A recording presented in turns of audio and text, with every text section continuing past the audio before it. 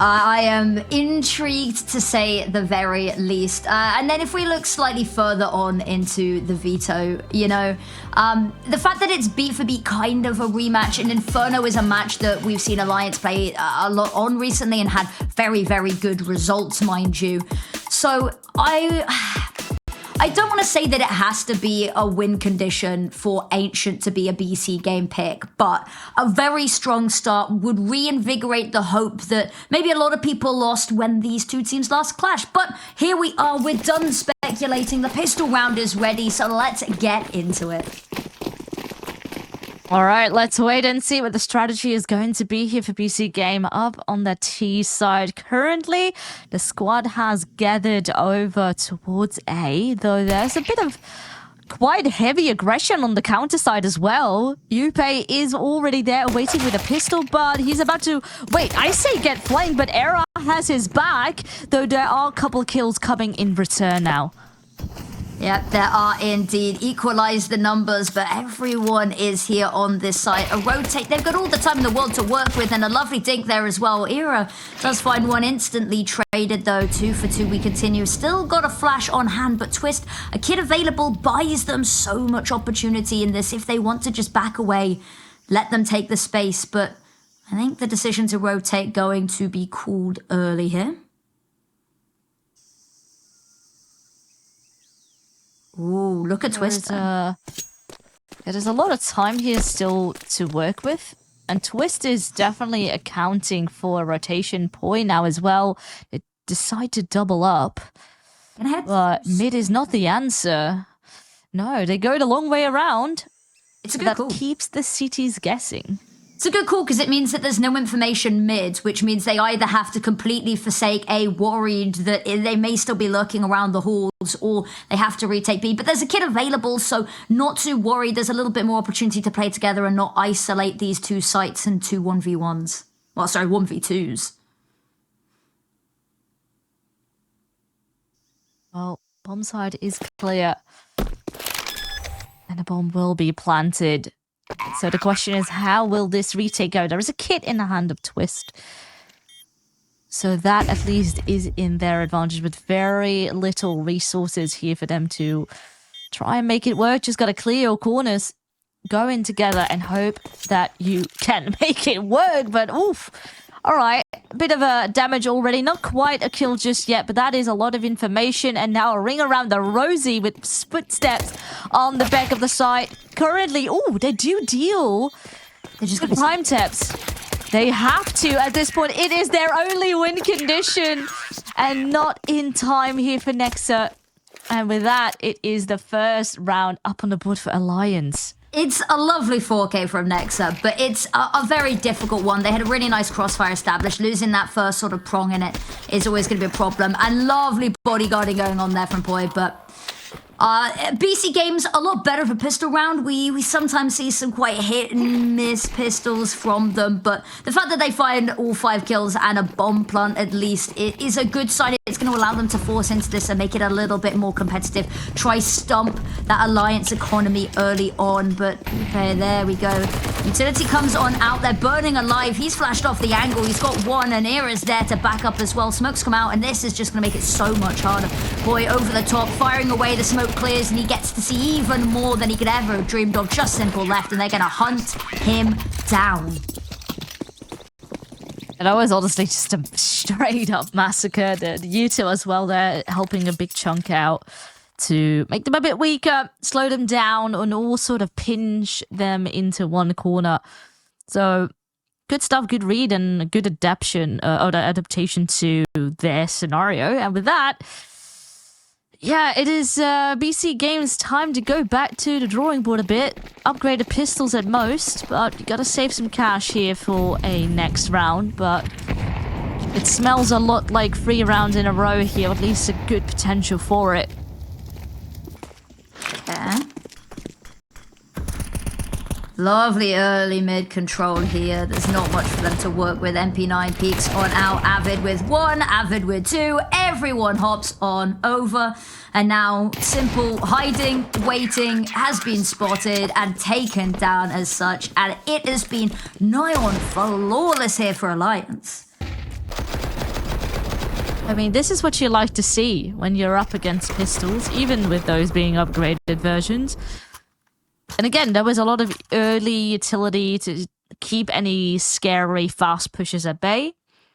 So at least to deal with that in that scenario.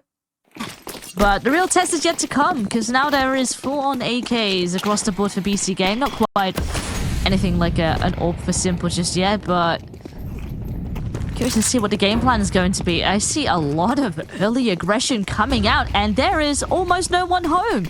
People are over towards Red Room and deep into middle, but no one is here on B defending it. And with that, that should be an easy bomb plant. Wow, I say that. Ooh, front taps does burn. Gets tickled a bit by the fire. But so does the CT side currently. Trying to get through, Upi does fall. And that is now player advantage for BC.Game.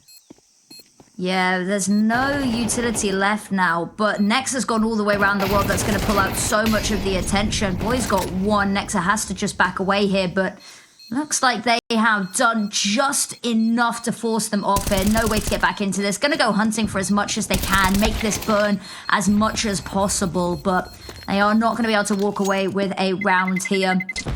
And lovely aggressive peek there. I was a little bit worried that they expended all of their util getting onto site there. That they had a single flash and a single Molotov for that post plant. But the smokes were just delayed enough that it kept them at bay for so long that by the time that they had any sort of vision into the bomb site, post plants could have been established. The rotate came over quickly, but there was no way really to get into that site. Nexa's wraparound was absolutely impeccable because it means that they feel so trapped into going to this that they can't really back out. They know they're getting pushed further into a site that's laden with traps. So what is the response then going to be on the side of Alliance? Last time they managed to slip through the cracks, and now they need to be aware of what they could be doing. Predicting a sneak through the smoke, and without an opportunity granted, but another kill here lining up. It's currently BC.Game trying to have some of these individual plays that they hope to rely on, but they're currently not quite working out for the squad just yet. No, they're not. And I think we got to sing the praises of Avid's flashes there. Both of them have monumental impact on players that they know may have managed to slip the net on the timings there. They both get caught out in the open completely fully blind. So Avid, huge props, no kills to be found, but every single one so far has had his name stamped as an assist very firmly. Now with 45 seconds left on that clock, gonna regroup. Only problem is there is a lot of CTs waiting on this side, and Twist is already expecting them to come around the corner. It's good for one, but the follow-up is there. Poi has his back, and this is what you like to see. This is a very solid read coming out of Alliance. It cleared that middle part of the map out, expecting that rotation, and boom, it's just waiting for them to knock on the door. And a follow-up as well. Lovely stuff. The reads have been so good. They have been rotating so perfectly to counter this. BC.Games haven't been too keen on...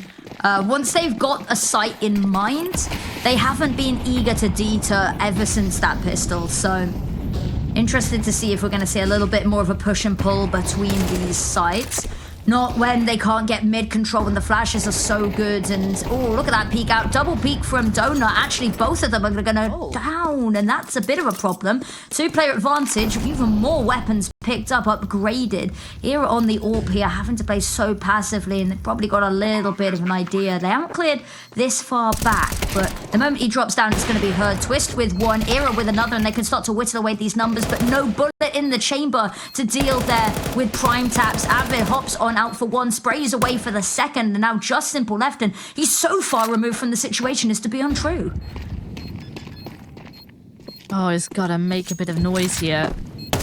Oh, and a smoke to follow it up. That's a good spray for the smoke. That gets the initial player. Now re-defused. Oh, not quite though. He's not... Oh, he doesn't remember where exactly it is planted. That is so rough, but... Honestly, considering sort of the resources they had, it could have really gone either way. Yeah, the opening picks went so well for them, and we talked a lot about this previously, and in other series, is their inability to convert opening picks. I think was something that we sung a lot of. Well, we talked a lot about yesterday. Is that sometimes early fights and they wouldn't be able to spiral the 5v4 into an actual victory, but. This time, difficult to start with. They did have a whole lot of utility. They get a good start. They do a little bit of damage. They're calling a timeout here, I think, nicely timed. It's starting to slip away from them a little bit. Both of these teams have ever so fractionally better T sides than CT sides here. So it's one of those that you want to get as many rounds on the board as possible, knowing that you're ever so slightly weaker on that CT side, but you don't really want to leave it to chance. I am hoping that the utility that BC.Game got on their backs now is going to be making a difference. Because last round they got quite close with just pure aggression and individual picks. But now I feel that they need to really get the map control going, because that is honestly where Alliance has been shining and been quite scary. Ooh, through the smoke, and Poi makes it work.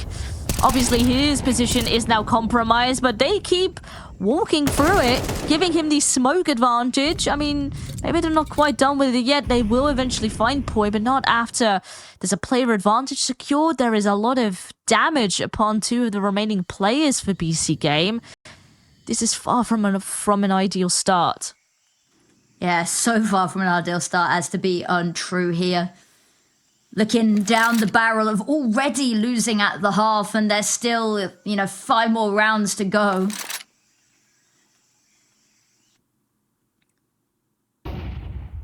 Yeah, I don't think too much they can do here. Couple of flashes, couple of bits of utility. Looks like they want to head towards mid, but ooh, they've got a whole waiting party there. They do let the 1v1s be isolated, but Avid is going to dispatch of prime taps. And 2 players on this site just waiting to try and burst on out twists. Needs to be careful. Oh, Dry Peak is going to get caught. And the footsteps heard. There's going to be an immediate swivel around there. Simple. Oh, his opponent's flashbang, but he can't quite dodge the bullet. And it is a lovely continue of this affair from Alliance. 6-1 up already. Could already imagine a team comms there, because that was a team flash, which could have cost him his life, but it all worked out nicely in the end there. But again, I see this sort of pattern of a lot of individualism going on at BC.Game, going for these picks. Not really there any sort of presence to have someone back you up. And when it goes awry, you are starting off your mid-round with 1 or 2 players down. And it's been deemed a very tough job to come back from that. Ooh, on the flip side now, though, Alliance is very keen to show some aggression.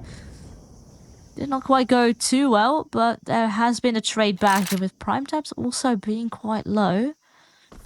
Twist, who has been quite keen on going deep here towards B main, you might want to do the same thing again.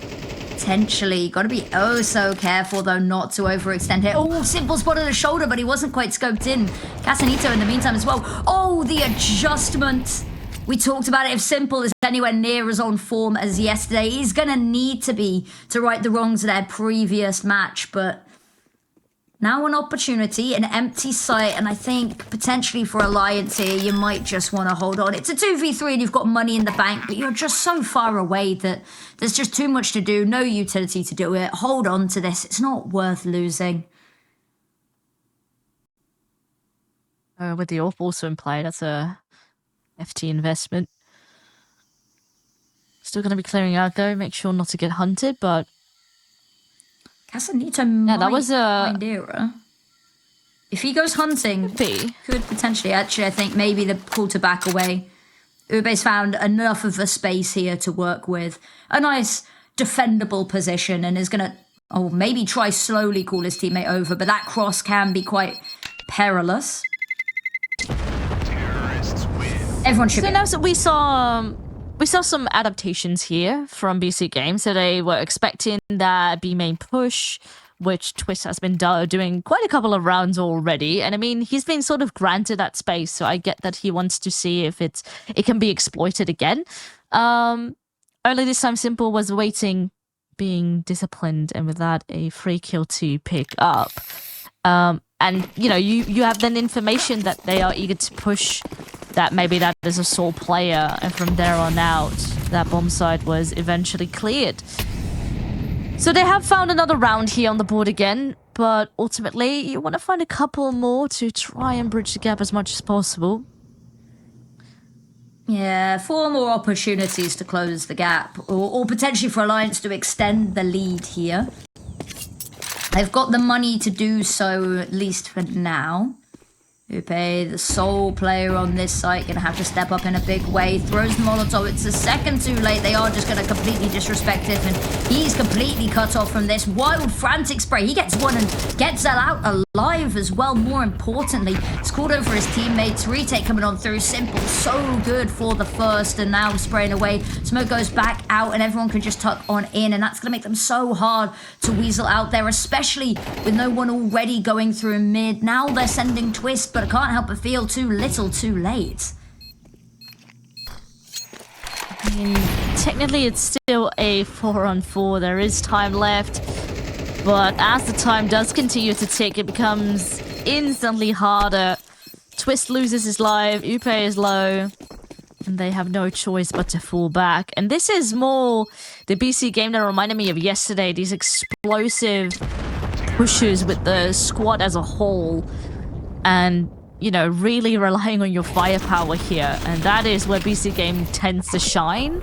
So I like this. You know, just to fall and execute, shut them out of the site, go for trades, and boom, you have a recipe for some magic. So, 3rd round now found, a lovely consecutive round as well.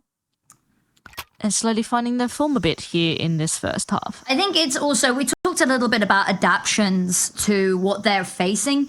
Is yesterday on Train, we saw that on the T side, that their opponents, ESC, were never going to that B site. So when it was their turn, and they were like, oh, well, they were really weak at even heading that way on T side. Let's have a little bit of a nosy that way, a little bit more on our opportunity. And they were finding so much success with it here.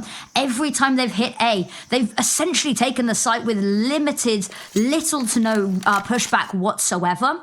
So they've realized there's a little bit of a weakness. So they're keeping it fresh. They're not heading every single round, but they're doing it sparingly enough that they know that there's not been enough opportunity for them to really start reinforcing that A site. They haven't gone there enough and lost there enough that they've started putting, you know, maybe 2 players more diligently. They're just leaving it 1 player there, and that player, you know, is falling back so quickly at the first sign of danger. So there's small little things coming in that are going to be good to see. Whether Alliance are particularly eager to change that up will remain to be seen, but with an immediate run into Donut, looks like they might have got a little bit suspicious here.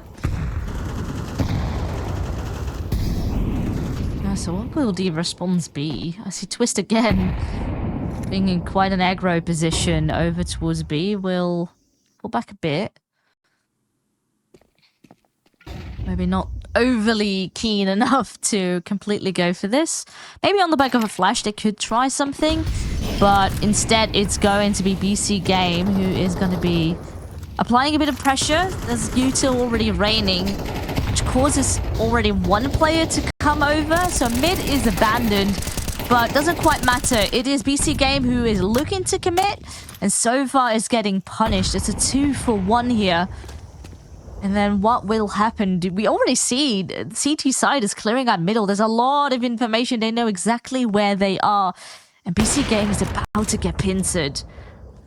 Lovely shot there from Era and Casanito. There's nothing really you can do. Run from behind, as you said. The pincer closes in on its spray. Upe with the final pick. And there's them winning at the half, regardless of how these last couple of rounds go. There's an opportunity to really extend this lead, which would be nice to see, especially given that Alliance's pistol stats seem to reflect a little bit more positively, which could be a worry if they get any more success on this half and then start the second half particularly strongly.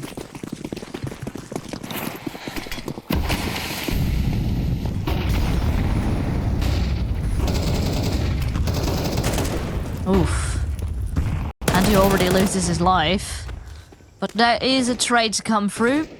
Poi will fall, and, well, the pushers, they are back in the building. But I do like that they do this with 2 players in comparison to just leaving Twist to do this slowly. They're going aggressive, they get early control. And even though the bomb is about to exit over on A, they got a large numbers advantage here. You can see sort of the anxiety on the side of BC.Game. There's a lot more angles to clear out. You know they're slowly pincering the longer the round goes on. They do manage to plant that bomb though. But with Simple tagged and Prime Tap's taken out, it is only waiting for the seconds to pass by. And with that, it is also an 8th round secured. Yeah, I think the retakes have been a little bit shaky at times from Alliance during this series, but that's only really been when the smokes have been at play. The smokes have been what have been causing them huge monumental issues. They lack those, they lack any ability, and Alliance just want to run in and take the fights and seem to be unstoppable in that sort of capacity. Now, one final round of the half, 9-3. We talk about, the Zonnix law of MR12 or 4-8. Either isn't the most amazing start for BC Games, but a window of opportunity, just a leg up would be nice. But the buy is a little bit here and there. A couple of Galils in the mix you never like to see. A couple of opening picks could upgrade them swiftly, but they're not going to be given these fights.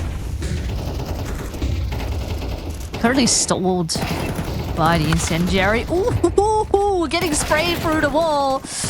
I mean, when you make a lot of noise, you can expect players to be ready for you to fight and try and hang on up close. But they deal with that pretty swiftly, and with that, it's only 3 CTs remaining. Sure, a couple of knee damage left and right, but the kills do reign in favor of the T's. It's only Upe that is left.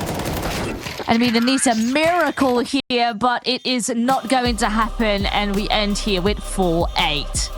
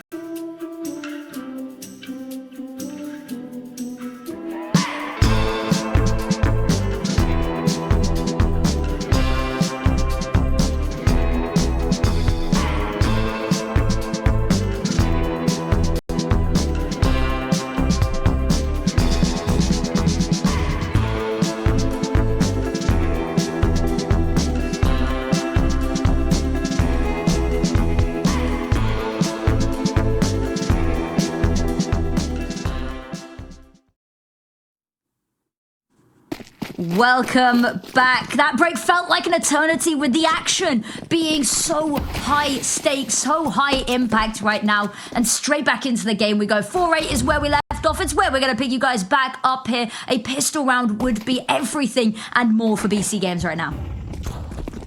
Oh, they're going quick into middle. I mean, they get spotted, but at the same time, it is currently Alliance that are getting all the kills. And with that, it's pretty much, I mean, not quite an empty bomb site, but there's only currently one defender here. Prime Taps just awaiting. I mean, he gets the planter, but it is so hard to stay alive when there are so many T's surrounding you. Now, Era is also coming in from behind. He is... is he gonna... Oh, no.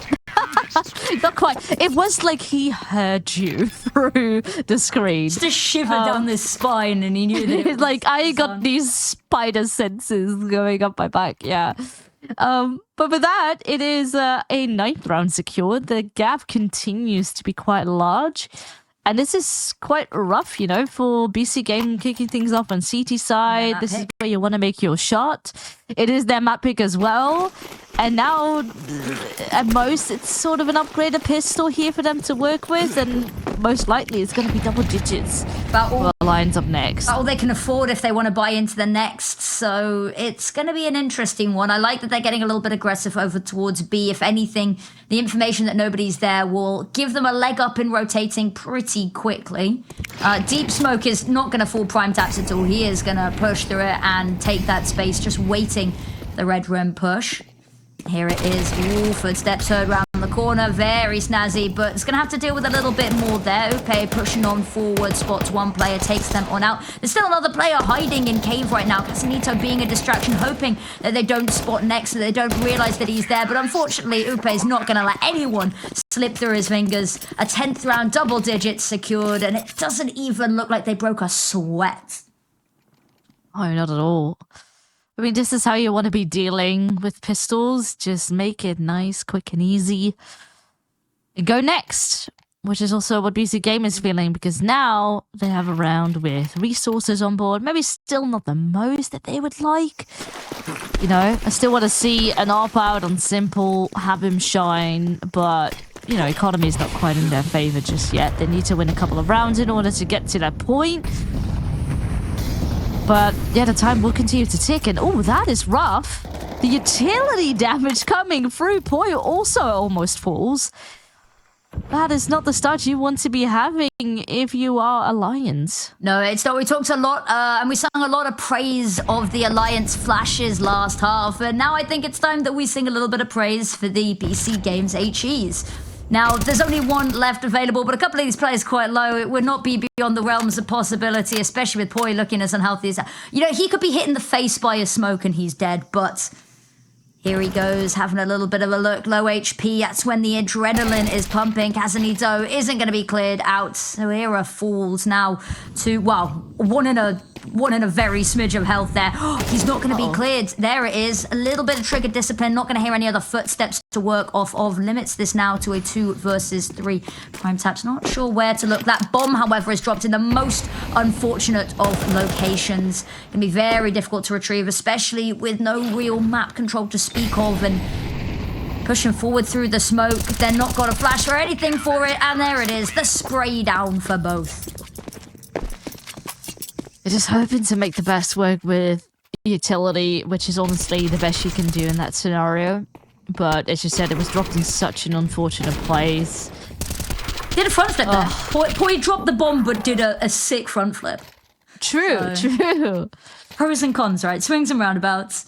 Coming into this, the buy is not going to be amazing here for Alliance. It's a little bit to work with. A couple of opening picks. They might be able to scoop up some weapons, and looks like a heavy, aggressive assault on mid here. Casanito taking so much space. Flash to go over the top is not going to find him. They're both going to run out into him, but Upe gets one. It's a short-lived victory. Twist hoping to avenge his teammates, but already dipped away, hidden in the smoke. They're not content with that as an answer, though. Trying to peek out, find nexa. It's such a scrappy fight, but Twist's going to put his fist in his face.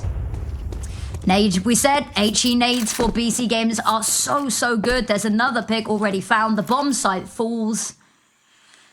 Simple hiding, waiting, going to be able to catch. Oh, not going to be able to catch Avid out. That is a lovely shot to find 2 versus 2. Bombs down from them. Footsteps heard, but Andu just so hot on the trigger here. Avid has to tuck away. Awkward angle to try fight this from now. And there's a smoke available. Smoke goes over towards him here. He's going to have no way of getting back into this fight. But all he's got to do is whittle down the timer. There is a kit on Andu. It's going to get tapped and he's going to be very worried. Spots the first player, but he knows that can't possibly be the player that he saw. There's the defuser. Spray wild. Can't quite find the defuser. Oh, it's another ninja defuse. Oh my lord, that was scary. I honestly was a bit worried there for BC.Game because I thought, why not deploy that smoke earlier? You could have saved your second teammate and fought that together. But in the end, I guess the smoke still did the trick. And I managed to get away with it. But it took quite a toll on them economy-wise, and there's still a lot of making up to do. So, curious to see what the impact is going to be going forward. Now, at least sort of the economy on the flip side has been quite broken. It is Avid with an AK, but the rest is going to be struggling quite a lot more. Yep. Yeah. But I mean, you know the age-old adage, I'll get there, pros don't fake, you know? True, very true. They had a defuse kit, they could just stick it, why not, you know? I mean, it was honestly maybe the one win condition there that they needed. Sometimes you gotta go for it and make it happen. Now, new round, new chances. But Alliance certainly at quite the disadvantage here. So far, just taking it nice and easy. They don't have a lot of resources for utility. The smokes that they've had, they've already deployed them to maybe cause sort of confusion as to what the game plan is going to be, and that they might maybe have more resources than it is actually true. Yeah, that one smoke already expended. They didn't get too much map control off the back of it, and I don't think the confusion tactics worked at all against BC.Game. Andu spots a little bit of commotion, decides actually just to back away there. It's not worth the early fight or the risk of losing that opening duel. Era's taken so much space, and they've been given so much respect here, but they know that they're just against pistols. They know that there's no reason. Oh, the 3-person boost over the top of the site, but the issue is no one's showing themselves. Andu, head spotted, probably very confused about where he died to. There's the first prime taps. Spots a lot of heads, can warn Simple, but they're not going to clear him out. He gets one, he sprays down for the second, and between the two of them, they crunch down on this fast-paced assault. Avid, the last player left alive, desperately trying to bait somebody out here, but knows just needs to get the bomb down. At least it's money. At least it's trying to put a little bit of a timer over their head. Has a weapon in his hands, but unfortunately, Nexa takes his head clean off his shoulders. I mean, it almost got too close for comfort. It was that Simple had that spray down, and he was left uncleared for quite a while. They clear him out. Get the round. Yeah. Eventually, but in my opinion, it took maybe a little bit too long. Like, there's 3 people looking one direction in that scenario, with the rifle being one of them. Like, ideally, you know, you leave 2 pistol players to go and charge, and then the rifle has to clear out the other corners. Maybe a bit of miscommunication. Maybe just this was meant to be the game plan. They got close. Not quite close enough to make that round work, but it's back with all rifles across the table. Time for another chance. Another chance indeed. New dawn, new day, new round. Smoke goes out over towards A, and it's going to keep all of these BC.Game players safe for now. Andu's taken so much space there, and actually it's meant that Avid's just going to go and meet up with his team. Unfortunately, with 3 players over towards B and no information mid, they're going to have to be careful when they clear out mid here. If they choose to rotate, which is going to be precious seconds that it buys. But actually, the stall here on this A site has been magnificent. Yeah, it scared them, actually, because they had the setup to go for it, but once they, you know, were delayed, they were like, you know, this is not worth. Let's fall back and see what we can do. Now, it's 2 for 1 here over towards middle. player towards Red Room falls as well as short. Now Casanito falls towards A. And it's becoming a bit of a slaughter fest. Alliance is very quick on that trigger, leaving just Prime Tabs by himself all the way across the map. And with very little funds, there's nothing he can do but to try and hang on for dear life here.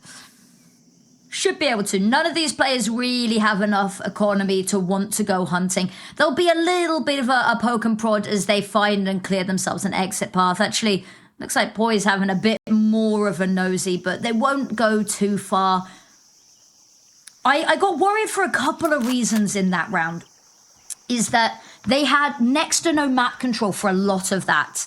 And they ended up, everywhere they went, they ended up facing so much resistance and having to be so fluid going back and forth.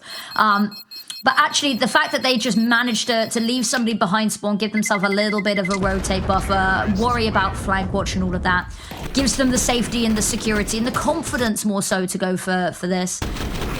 There's been a lot of not clearing going on in some of these instances as well that might need tightening up just a little bit. Sometimes it's one of those things that just slips your mind that, Simple might be hiding in a little bit of a cubby, or somebody might be on the left-hand side, even if it seems a little improbable. When time's getting a little bit lower, that can really weigh on your mind. But a situation like that, maybe not as much the case. Money, not doing so hot right now for BC Games. They've really got an option on their hands here. It's force something together, cobble something kind of weak and, dare I say, pathetic together for this round. It'll be MP9s and limited utility, and then allow Alliance to get 12. Or try hold on to as much as they can in this round, and then fight for overtime. Well, looks like a decision has been made. It's going to be the force here. It's not a good Some G's and fours. I mean, no, it is far from ideal, as you already said. But you got to do something here. And I think with how this game honestly has been going, I feel a lot of rounds were close on the side of BC.Game, and it could have maybe pulled a couple more in their favor. So they have faith that they can turn this around even with a lesser buy. Maybe the safer scenario, because if not, it's going to be over either way. So I do see the reason as to why they want to fight now. I can see the reason, but I'm very worried about it. I think that a call had to be made. If they lose this round, it's not going to be too hot. But Prime Tabs, putting any doubt that I had to bed instantly, has Nexa there as a bodyguard so they can both escape safely. Era's going to be doing their due diligence to clear out these closer angles. Nobody's still hanging around. They've vacated site. And actually, with so much mid-control, they can call players back now with no immediate danger and reinforce these sites. Era's got one. Prime Tabs. Molotov goes up onto the top. No one's there anymore. They're not going to hear a drop down either, though. She's going to fall back here. Not looking to commit.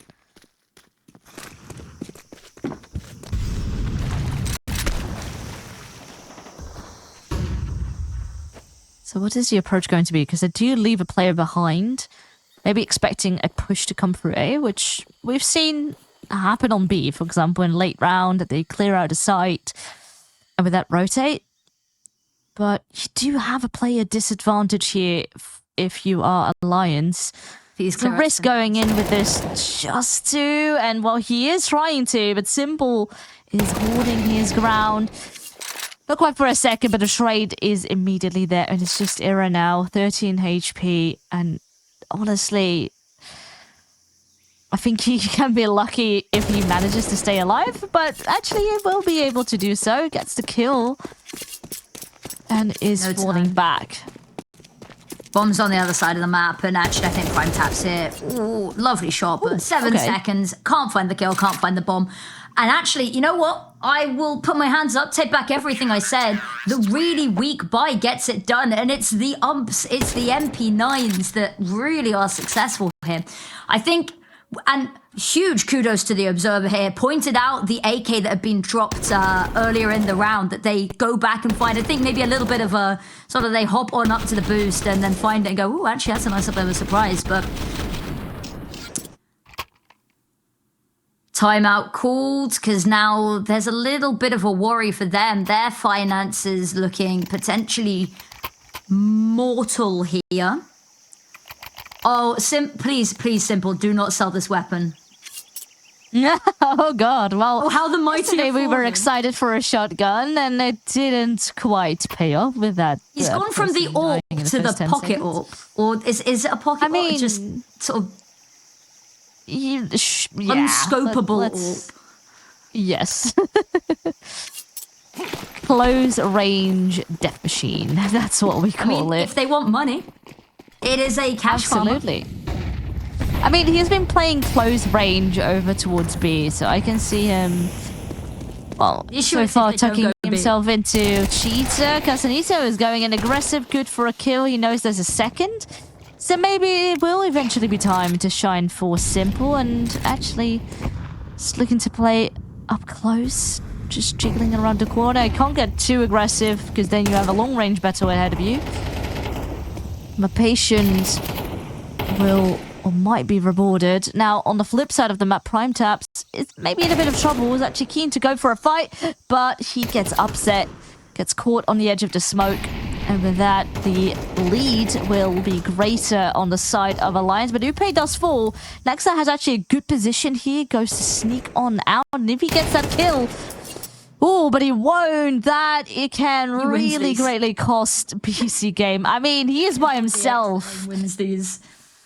It depends on what the decision will be for Alliance, honestly, because you've got all of I'm not sure if they have spotted Simple. They should know that he is the B player. He's been on B the whole time, and they've cleared out all of A, but this bomb still isn't any closer to getting that bomb is anxious. Is very much thinking that Simple is going to be behind them. And I mean, I would be scared as well if I was playing up against Simple. I want a player that would like to get in your head. Yeah, I want to get a move on. Like, I know that they've got opportunity. They're leaving this really close. I mean, 10 seconds. No, they should be fine, but it's just an unnecessarily long time to wait. Yeah, but this really shows sort of like the little demons inside their own heads, you know, that they are currently fighting. It's not even Simple. There's no immediate danger, but it's just the thought of what this man can do 1v3 that is stalling them for so long and making them, well... If only they knew what weapon he actually had, because I don't think he got spotted or hurt that entire time. No, he didn't. Because you're saying that there's so, you know, I think you would be though. 1v3 versus the god of Counter-Strike. You're like, oh god, he could pull this off. He's done it so many times. But what you don't see is that he sat in excavation with an XM. Yeah. Yeah, to us it looked a little silly, but I get their understanding. Like, it was especially, you know, certain players with low, they were all kind of spread apart, and that the bomb essentially was by himself. So I get they took their time making sure that it was all clear. I'm so confused why they thought there was still a player in cave, though. Because they had somebody over in CT, and they'd cleared the whole of A site, but still at the end they molly in towards cave? Yeah, I am not paranoid. You know, maybe they haven't cleared. Yeah, I mean, that was very clear from how that round was played out. But, you know, we got a new round, and they are up on 12 as we speak. So they only need one more to finish off this very first map and to upset them. Because it is BC.Game's map pick after all. So far, though, a good start on the CT side, even with them having lesser weapons. And they've not been able to recover that one weapon that they just took down. And there you can see actually Ira's passing it on back to make sure they can't get their grubby mitts on it. I like that. That is very smart. Still though, you are player down and it's going to be a calculated play here, I assume. You have your resources still left, some smokes, mollies that are going to be deployed now. Oh, well, Prime Temps is not quite caught in the fire, actually. He is tucked inside, but they are getting caught by the bullet firing. So far, so good. There's good damage up on Simple on the rifle as well. He might get boosted over the smoke. Casanito here. Oh, he's been sensed. He's been taken down.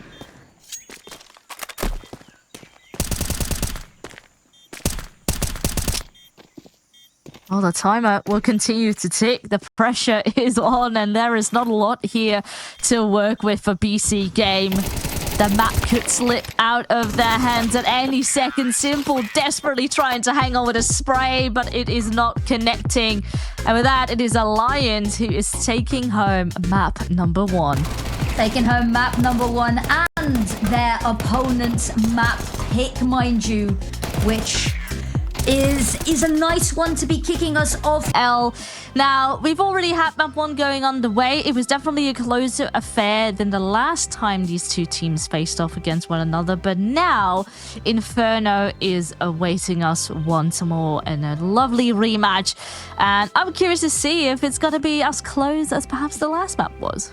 Yeah, I would be interested to see. The last time that these two teams played, Inferno versus each other, was a couple of days ago, and it was a 13-6. It was actually a very even half here.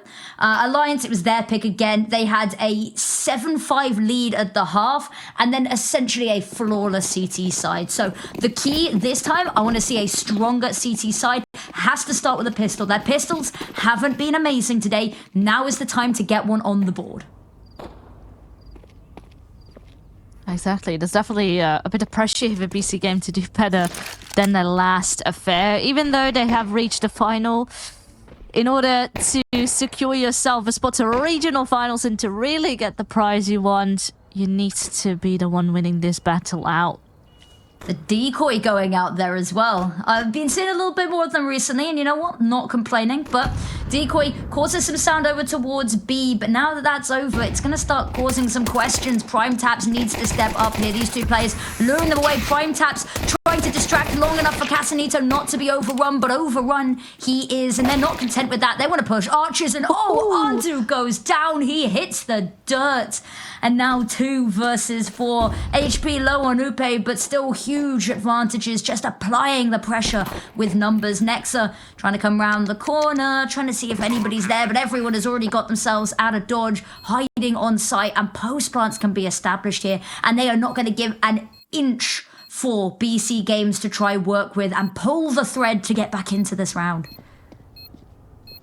Yeah, with the absence of a kit, this is gonna get real tough real soon. There is a flash at most, but I can already see Simple going back here. Maybe Nexa is just hoping for some sort of kill to get under his wing, which he will. Goes for an additional fight and maybe hopes to get the enemies killed by the bomb, but that is pretty much the most you're gonna get out of this round. On the flip side, Alliance has gotten themselves a bomb planned, a round win, and ultimately the best possible start. Exactly, the best possible start that you could ask for. The pistol rounds, we said, Alliance just looking so much better on them. They've made them fairly expensive at least, but expensive pistol rounds are only so much of a mercy on, especially when you're on the CT side. I guess it's a difficult one, but Simple's got their shotgun back out. This time the Swag 7 in hand. And curious to see, he's over towards Banana with it. They've had to concede a little bit of early space with that Molotov going deep, and now Smoke's going out to try and deter them a little bit, allow them to bolster up. But actually the choice to rotate over towards A has been made, and a little bit more heavy fire over there.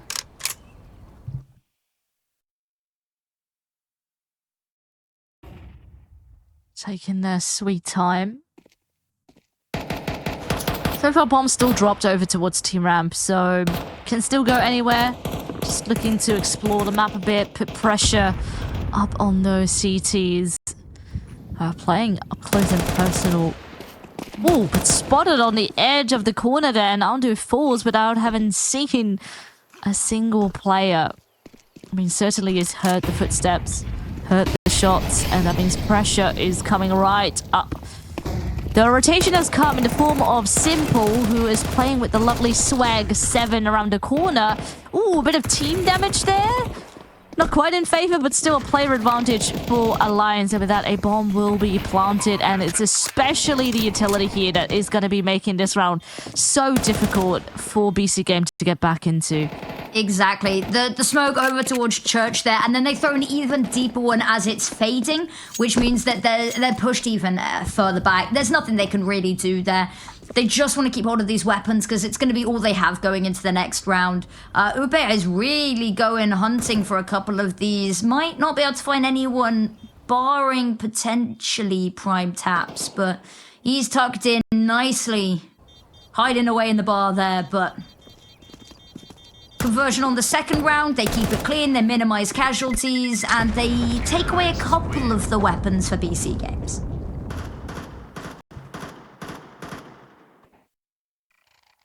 So round conversion found. I mean, couple scary kills here and there, but eventually kept at bay. And from there on out, it's the wall of smokes that are just inevitably hard to get through.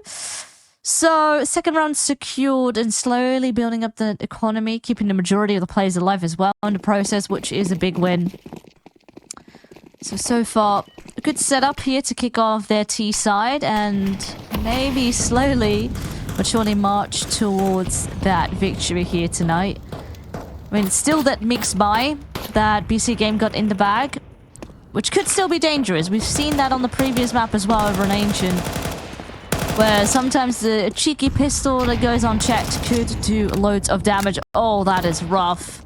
Nade not only does damage, but will make the smoke disappear. Simple. Nope, not gonna happen.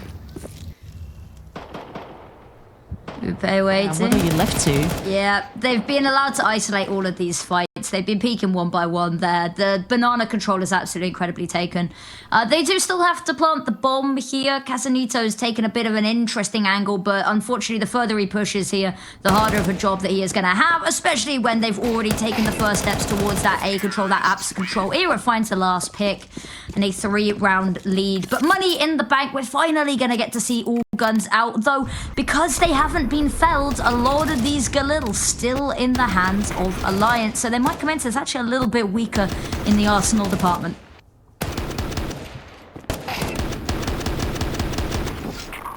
And this was the thing, you know, they lost a couple players early B. Their only tactic really was to try and push through A instead.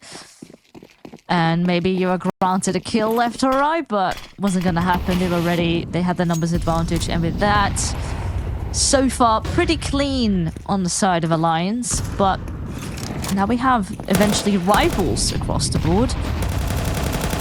And what is the plan going to be? I mean, Andu goes for sort of a similar play. Oh, but Alliance 2 players up.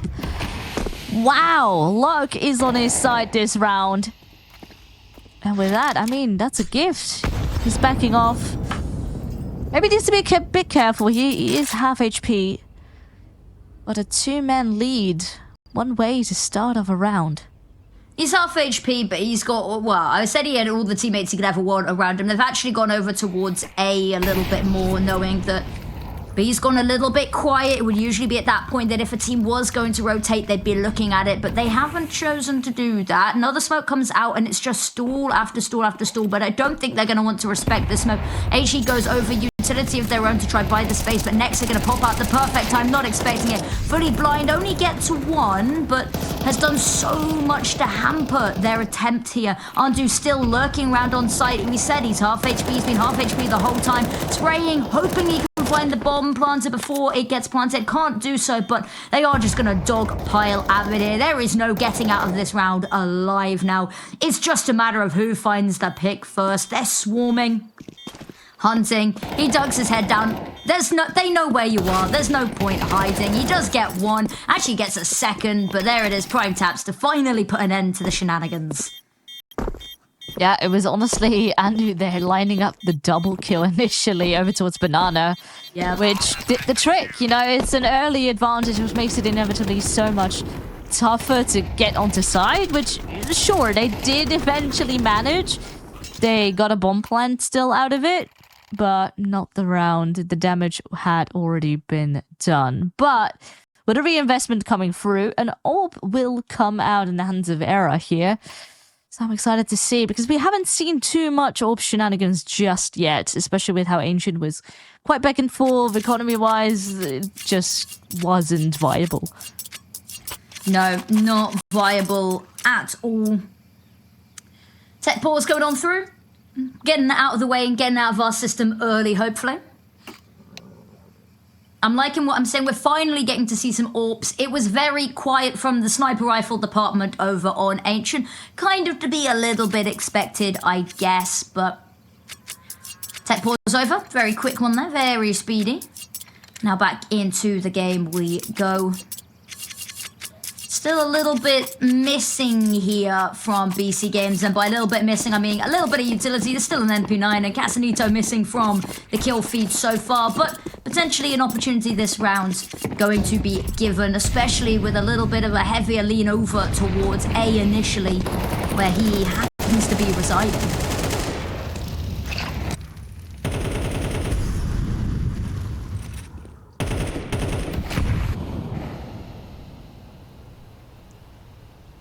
A lot of noise down in towards middle and smoke in return. The eyes certainly are up on this part of the map.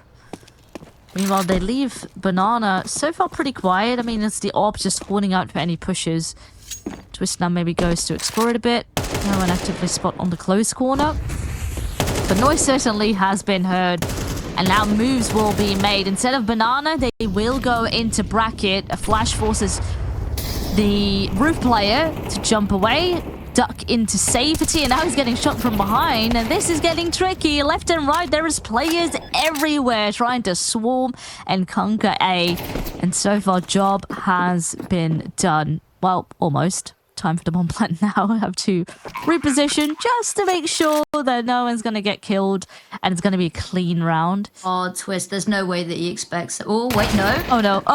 Oh. It's a good call that even though that they're so firmly planted on A, he still checks that, because we were criticizing a little bit over on Ancient that there were a couple of instances where not checking corners, not checking the sites fully had spiraled rounds quite substantially. Not gonna happen this time around, but look, I mean, they've got the money to go hunting at least a little bit here, so gonna try to take away a couple of these weapons, knowing there's at least an AK in the hands there. There's the first taken down. Anzu now the last left alive, good for one. I think Avid, though, wants to avenge teammates. Oh, he's not being heard just round the corner.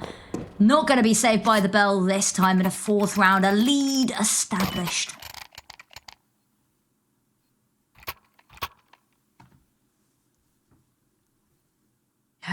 Money is in a bit of a weird spot for BC.Game currently. Some players can buy, some people have about 2k left in the bank. So it's a bit mix and match, I guess. And with that, there is also a timeout now being called because that single round one in isolation, it's not great for the team's stance currently. I mean, the pressure as well, it's continuing to build up. Lost their own map pick, and this needs to be the time to shine. Needs to be a time to shine indeed, and they know it. They're calling a timeout to have a discussion about how they buff this team to be able to shine in the way that they need to right now. It's not necessarily going to be on this round, as you can see from the buy. It's going to be P250s, a Desert Eagle, and very limited arsenal to work with. However, looking ahead to the future, how they can claw this back a little bit more, use this round to limit test potentially. And now nexa running on over, smokes to go out, not looking particularly eager to go too aggressive. I say that into Banana, runs through his own smoke. Antu's going to find one with the fire, Casanito with another. And look at that peek around the corner. Era not expecting somebody so close, and they've whittled this down. The weapons should be able to be recovered in a second here. Actually, players on A site nowhere near the weapons. Peg has a chance here, walking onto the lesser defended site, armory-wise.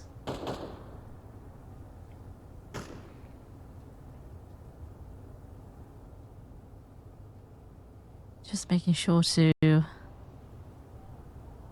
clear corners here on the journey back towards the bomb. It's taking the scenic route. I mean, at this point, you kind of have to.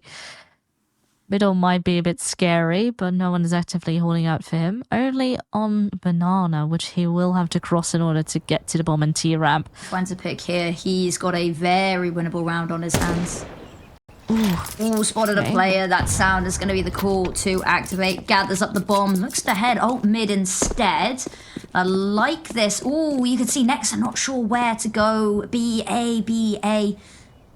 25 seconds, he's going to have to be so quick, and I don't think it's going to be doable. All it's going to take is a single pick to stop him. He's not going to be able to be quiet about this now. He's going to have his location broadcasted loudly for the whole server to hear. And look at this. There's no way he's allowed to plant here. Finds the first pick, can't quite get the second. And there we go, spiraled the round. And actually, we said timeout called, had a little bit of a discussion. It's not even the long term they're looking at. Set plays coming out into this round. Era gets the first there. Unfortunately, maybe a bit of a miscommunication. Wasn't expecting a player so deep at Banana. He finds a pick there. Round maybe goes a little bit differently, but alas, not how the cookie crumbles. Oh, exactly. And of course, BC.Game now, they've done that round on the back of a timeout, trying to prevent a sort of similar scenario from happening, that round one is gonna be just a singled out one. You want to find conversion, you want to build up momentum, and I mean, ultimately, with how Alliance has a weak bye here, they have a very good potential of doing so to try and build a bit of a streak here. But nothing comes for free, especially here on the CT side. You can get overwhelmed with your speed and firepower that some of these Tech 9s got inside of them. Is the pure speed in the room with us? I think it might be now, but... There you go. Ooh, that single smoke is they look like they wanted to go for it, but then they decided maybe not. And Prime Taps has taken down both players on A. He's heard nothing more, so is probably calling to send Andu back over towards B. And over towards B he goes again. This has been a very slow round, and they've got nothing to work with this. No utility. They just have to take the fights dry. There's the first. If they can find nexa, but a perfectly timed peek out here, they're not going to be looking. There's the first, and can call over his teammates from behind. Nexa goes down, but Andu's there and waiting, and they crush this little bug of a fence before it can even really start to form.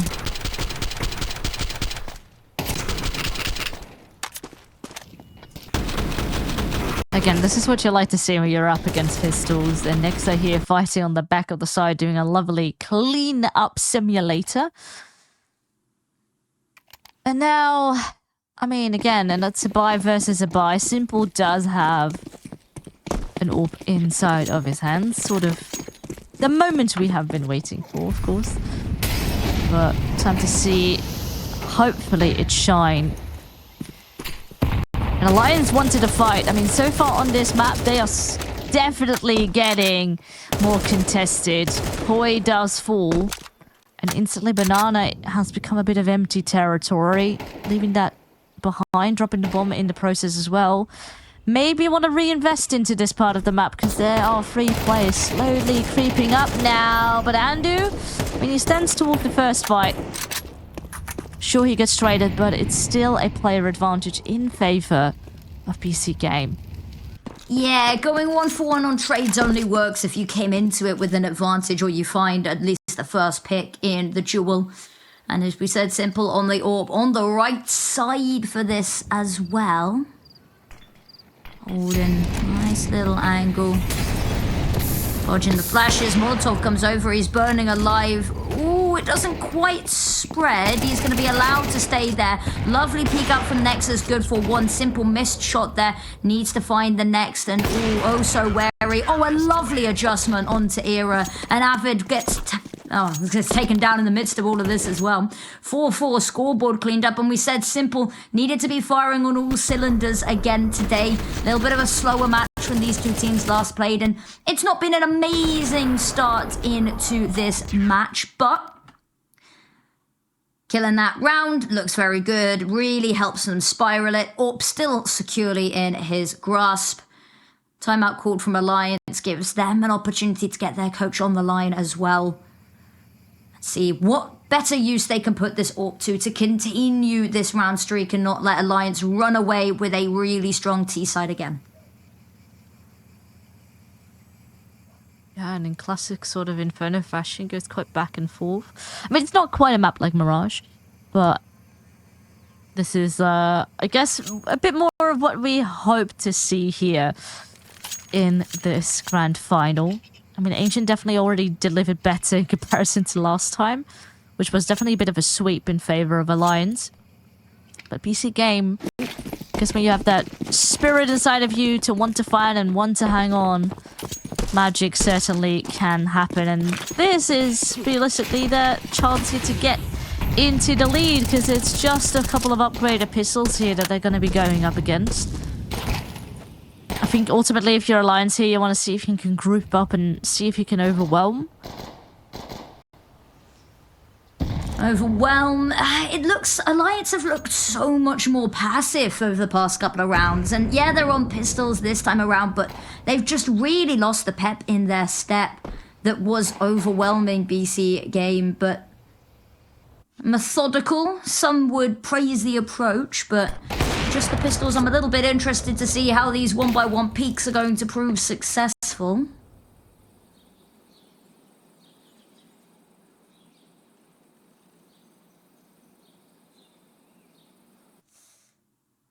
Ooh, waiting.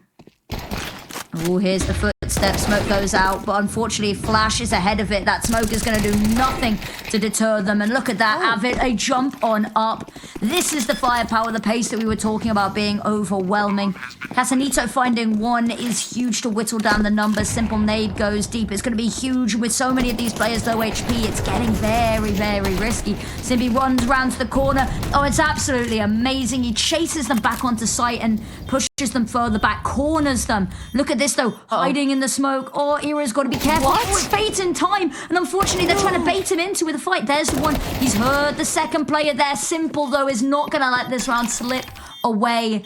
And it's so messy, so scrappy, but BC.Games at least gets it over the line.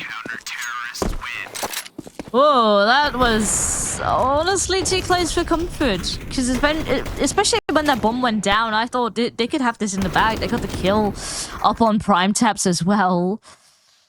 It got scary. Did not quite like how that looks for BC.Game. Once again, it tends to be like, even if Alliance doesn't win the round, even on just pistols, they can manage to get onto a bomb site and quite easily plan, which means even extra cash in the bag for them. So yeah, ultimately, you know, also economy-wise, some players, their economy is in the bin on the side of BC.Game, and with the scoreline being close still, that could make things a bit scary. But then again, new round, new chances. Casanito did fall already, though, over towards the middle. And looks like Alliance are hoping to explore that part of the map. Good flashbang out. And that means another kill on the side of Alliance. But Simple is here already. Oh my god, he turns around. He's good for 3 kills. And this is the Simple that we are used to seeing. He manages to save the round here, potentially, but Upe is still standing. Can't get the job done. Close, but no cigar. Andu will close it out. My lord. Again, these rounds have been a bit of a roller coaster, only this time, definitely a lot more fast-paced. Oh, anything less than perfection there, and it's all over. Gets the first, spins around for the second, and ready for the third there. Genuinely just immaculate. That this time around, we saw the no-scope yesterday, was just nuts. Yeah, it's been a little bit of a quieter game, but they've got the AWP in his hands, and that's where he really starts to show the comfort. Early damage is going to be pretty big onto Avid and Twist, and now Era's got a lot of space to work with, but the watching, waiting eye of Simple not too far away could be a little bit of a worry.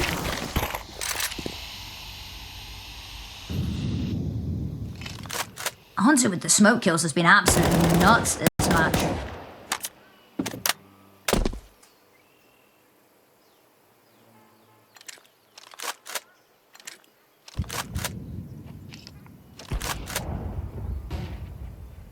Okay, Simple's got another one. That's going to deter them. I say that's going to deter them from A. Era, the only player still kind of hanging around there. 3 versus 5. They've got to go back for the bomb. They've still kind of got banana control. They've whittled down a lot of the utility over towards B now, just a single flashbang, but they've still got so much work they have to do to actually get themselves onto site here. So much they have to clear and work with. Andu, smoke in his face, is actually just going to look to peek out potentially. Unfortunately, Nexa hops on through there. The flash is good, but it comes just a second too late. Nexa's found both, and now Era, just a matter of who finds the pick.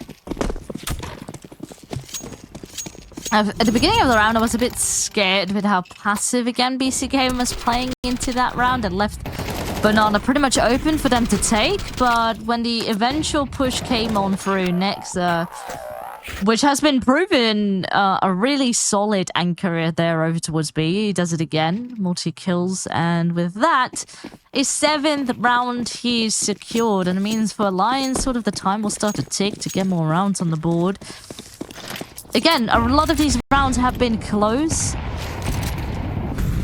Yeah. But can't quite get it done just yet. I mean, BC.Game's already a way better CT side than when these teams last battled, which is a really good sign, because of course they lost to their own map pick coming into this, so an 8-4 would be incredible.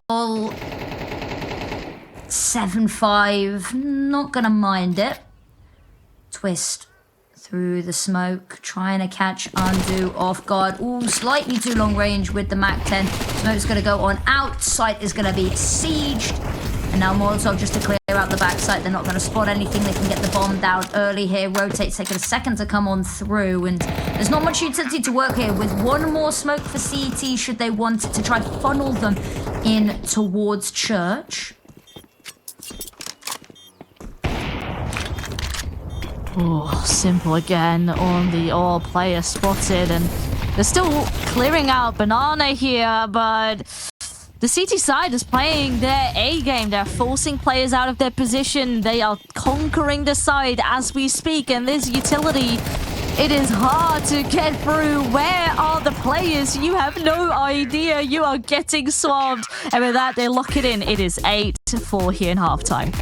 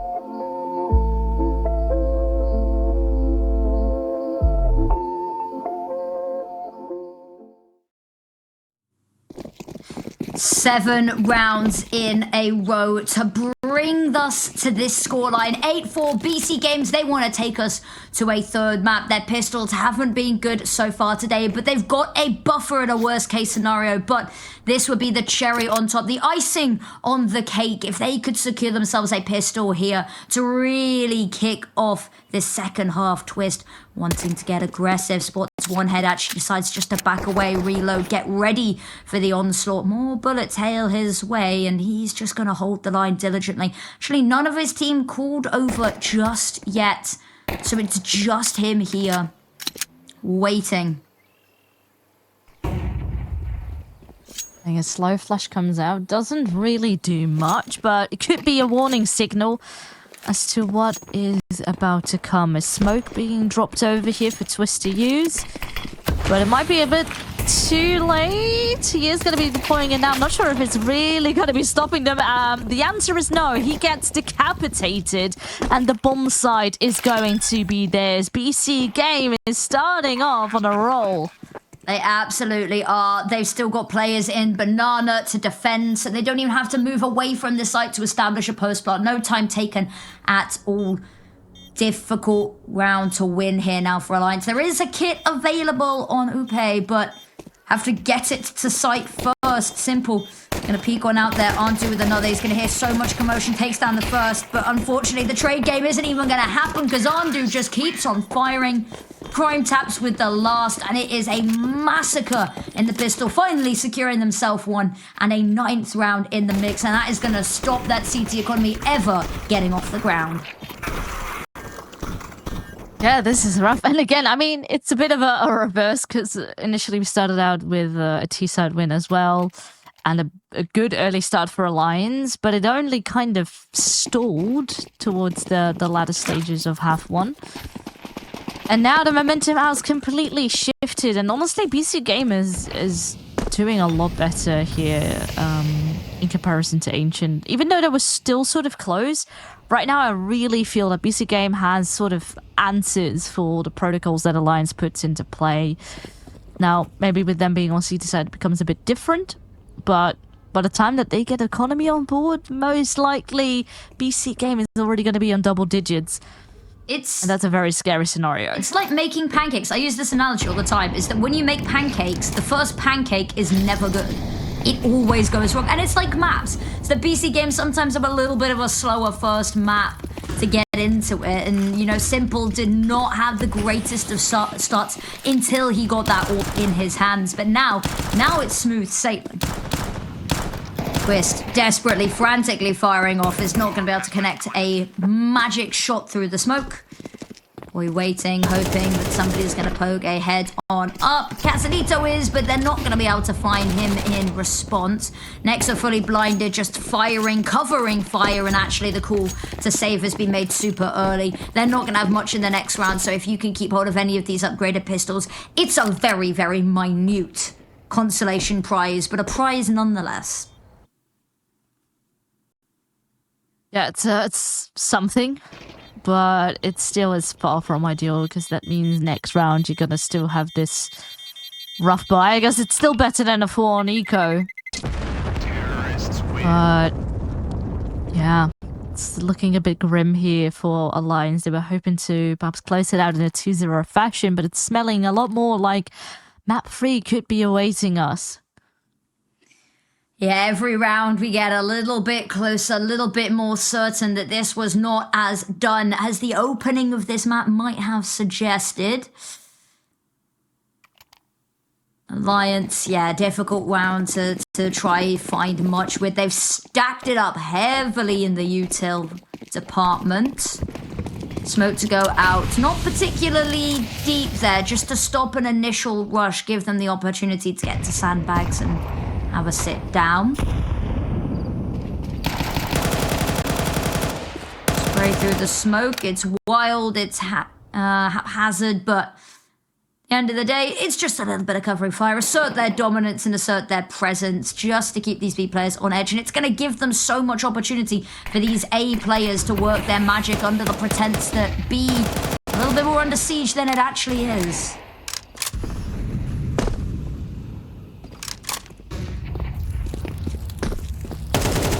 sure CTs keep them at bay for the time being. But a lot of resources are already invested into this round, and question is for how much longer can they stall them for? Well, it turns out they could stall them for a little bit longer, a fair bit longer actually. And they're just sat waiting. There's not much presence over towards A right now. A nice little pop over. They could deal with Era and Poi pretty quickly. Flash to go over the top. They're looking to run this on down. They know that there's been a couple of instances of a crossfire here. Era not going to be able to find anything. Desperately, frantically trying to get out of the corner that he was pinned in, but will be unsuccessful. Now 4 versus 3. Sight falls. There is absolutely nothing to get them back into this. A flash on Twist, but once that's expended with so many angles, it's going to be impossible to deal with. And Twist is all the way in bottom mid, not going to be anywhere near the fight, and at this point there's not even going to be weapons to pick up. Oh, it's very, very dire looking. I mean, Twist is about to get found as well. Nothing that gets taken home, and I mean, at least they can, you know, reinvest right now, but there is a lot of making up to do. Very, very large gap.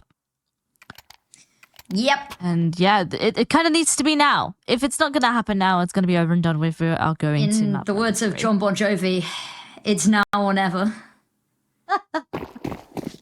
It is. And unfortunately, there's not really much to work with financially in this round, and then next round is map points.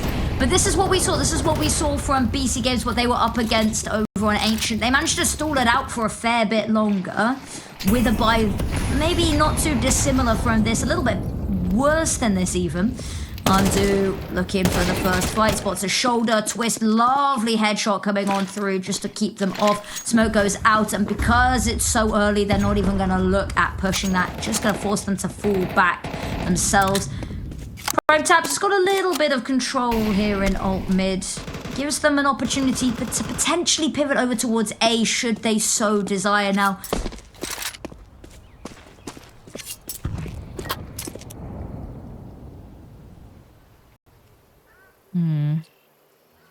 well, Banana so far uncontested. They might want to give this a look in. Looks like they are lining up for utility here.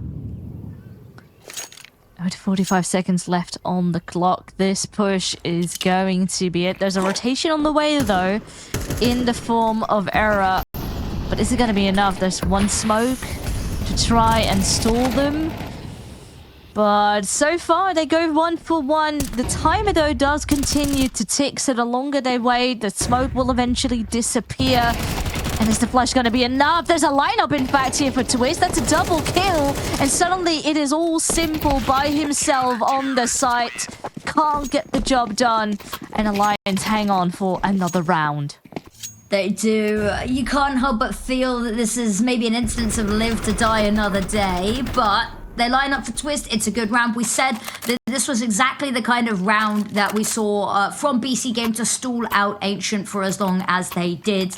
So potentially a comeback could be mounted off the back of this, but they're not going to be given any reprise. The finances for BC.Game are looking so good right now. They can immediately buy back into this. And then the round after with just so much firepower. And then loss bonus starts to rack up by that point. So it'll look pretty good for them. And it needs to be nearly flawless here. They've run out of contingency rounds to play with here, Alliance. They don't have the opportunity to maybe limit test. They don't have any buffer. They do just have to full pedal to the metal for the rest of this map. And even then, need to more than double the rounds that they have. And we've just not seen that since the beginning of the game. They had 4 consecutive rounds to start us off with, and then it all kind of fell apart pretty dramatically after that. You know, it wasn't even 4 rounds, so it was 3 rounds in a row. And it was a pistol, the conversion, and then the first kind of gun round, but it wasn't really a gun round because BC.Game had bought the round before. So they've not been able to piece together anything more than 3 rounds so far in this map. Yeah, no, whereas over on Ancient, I felt it was quite a lot more calculated. They did a lot better getting map control. Right here, Lions is a bit scared, is forced to play passive. Maybe now we see a bit of a change with, you know, all the rifles up on board. The last round went pretty solid. But again, the stakes are quite high, so I feel like them taking risks like we've seen on Ancient, but probably most likely are not going to be seeing that here on this map. Maybe Poi here, though. He gets flashed in, goes into clear the cubbies. I mean, so far he does manage to tuck himself in pretty deep. Is, of course, by himself. But that is already some solid map control, forcing BC.Game into bracket instead. Yeah, it's sort of tunneled them in one direction. That could prove to be a good thing. Alternatively, if they're allowed to isolate these fights, which that first fight coming up with Era looked like a possibility. Upe's got one. Casanito lining up the utility. Has to take a second to dodge a couple of flashes, and HE's... Boy... To peek or not to peek, that is the question. He does look like he wants to go for this. Oh, the flash. It's kind of counterproductive there. Boy gets one and is able to back away, knowing that the flash thrower a little bit further removed from the situation. Era popping his head on up. Isn't going to spot anything initially. Simple, beautiful shot there for one. Buys them a foothold in towards A. They can try and crunch down on here, but they've got to deal with Poi as well as Avid. There's the first pizza gone.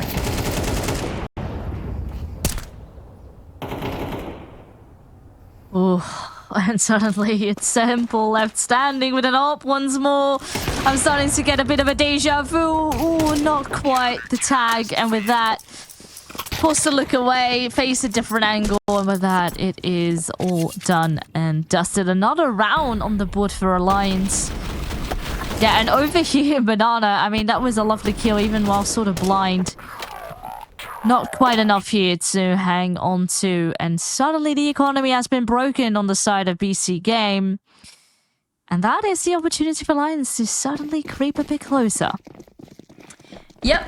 I mean, when we say creep a little bit closer, they've taken one step. There's still a marathon for them to creep here. But... an opportunity, a window. They bought themselves an eco to go up against. Era missed shot to open this up. Would have been a lovely early find, because it means that, you know, you've got those pistols to go up against. You know that the overwhelming firepower, hoping that they can overwhelm with more bodies than you have bullets. But without that opening shot, it means that they've just got a little bit more strength to work with. Lovely flash onto Poi. He's now going to be trapped here in sandwich. Good for one. He just holds down the trigger for a second. This can activate. Nexa gets one, but that's all he wrote. Simple, clean with the shots. Gets another, but Upe going to look to push the issue here. Another missed shot from Era. This isn't looking particularly good.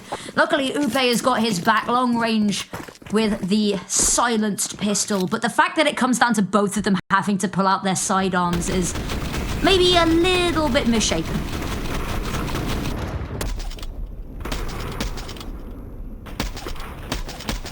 Trying to connect it. But yeah, this is a lot better looking. Obviously, that was up against a lesser buy, and it's time to prove themselves once more now that there is AKs back on the table, with the exception of Simple. I swear, if they come back and win this, I mean, never say never. It is Counter-Strike. We have switched sides. CT is definitely the more favorable one for both of them. But now they go almost 1-for-1. Andu has been tagged, and so has Nexa. But it is eventually BC.Game who take the player advantage here at the early start of the round. They do back off out of Banana. Not quite worth maybe contesting for it, unaware of maybe there are a couple more players.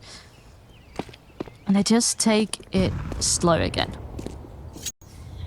Yeah, good option here just to pull back on the reins a little bit. Gives Alliance a little bit more room to poke and prod. They've not heard anything just yet, but they've been really good, actually. The call to rotate everybody over to this A side, an absolutely immaculate read. Era needs to step up, finds the first pick. Avid's got the second. Falling back in the Molotov there to try and isolate that angle. Prime Taps has got 1-2. Even the numbers and Avid going down there is absolutely monumental. Era needs to hit some more shots. Nade kill finds one, and it's Snappy for the second. Simple goes down, and they buy themselves an 8th, narrowly avoiding a comeback into that round. And it's dispatched off very tactfully.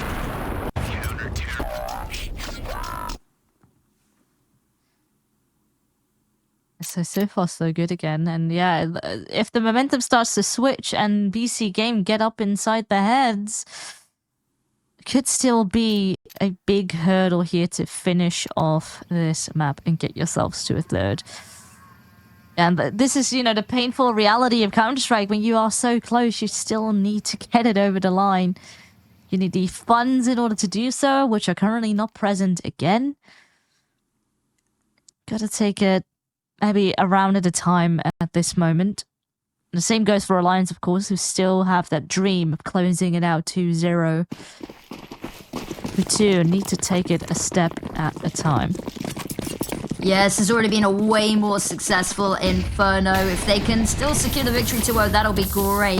But Upe, oh, so aggressive over the top. Casanito is going to punish, and you can't up a film, maybe overextended more than a little there. Oh, I mean, no, doesn't actually get tagged there up in the cubby. Moves away in time before the nade strikes as well. But it looks like BC.Game certainly still has this... Well, I wanted to say preference. Maybe I wanted to commit to apps, but with all the close corners and them just having pistols, I mean, it could waterfall out of apps. But a bit of a change of plan, it seems, here. Might actually be the call. Currently only a single B player. Well, B has been historically weak. They've had a lot of success over towards that side of the map. So you know that last round they rotated everybody over towards A very quickly. So maybe you can hope that they've done the same in this round. And actually, as we can see, B site is looking particularly volatile right now.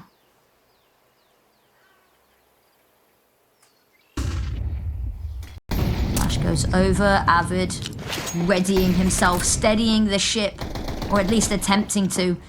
Knows he's not going to be able to push through either of these angles. HE to go over the top, hoping he can catch somebody on the cross, open up an area for Era to work with, but actually nobody is going to be visible there. Bomb's going to go down, and they're going to try escape. Twist, ooh, lovely pick through the smoke there is going to keep them all hiding backside. They're actually going to start congering over to Church there. They were going to line up for Twist, but they line up for Avid instead.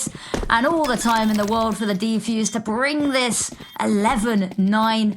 Coming back into this, that gap that looked like a chasm only a couple of rounds ago, looking ever so small now.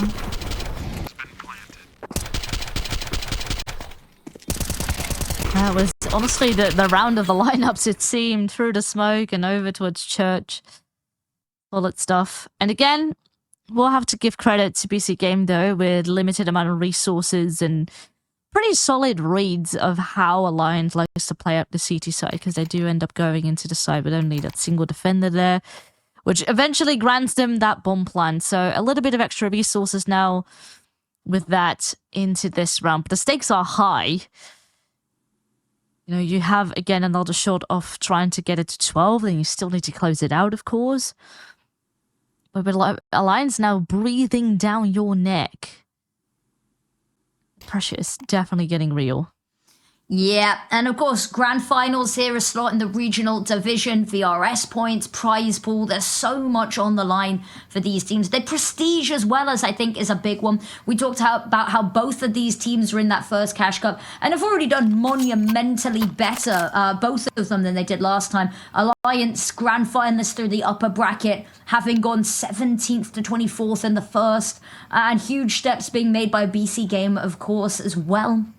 So it's good to see such improvement already and in such a short window of time. Everyone warming up a little bit more into the series. I'm glad that this wasn't a complete wipe, because when they played versus each other last time, it was very quick affair. Absolutely, it was. And it was especially the T side for BC.Game where things got a bit lackluster when they switched sides. And they only won one round and then it was done. So far it definitely looks better. But again, they are struggling more here on that T side. And we gotta wait and see if they can still do the job or if they once again will stagnate and Alliance will take over.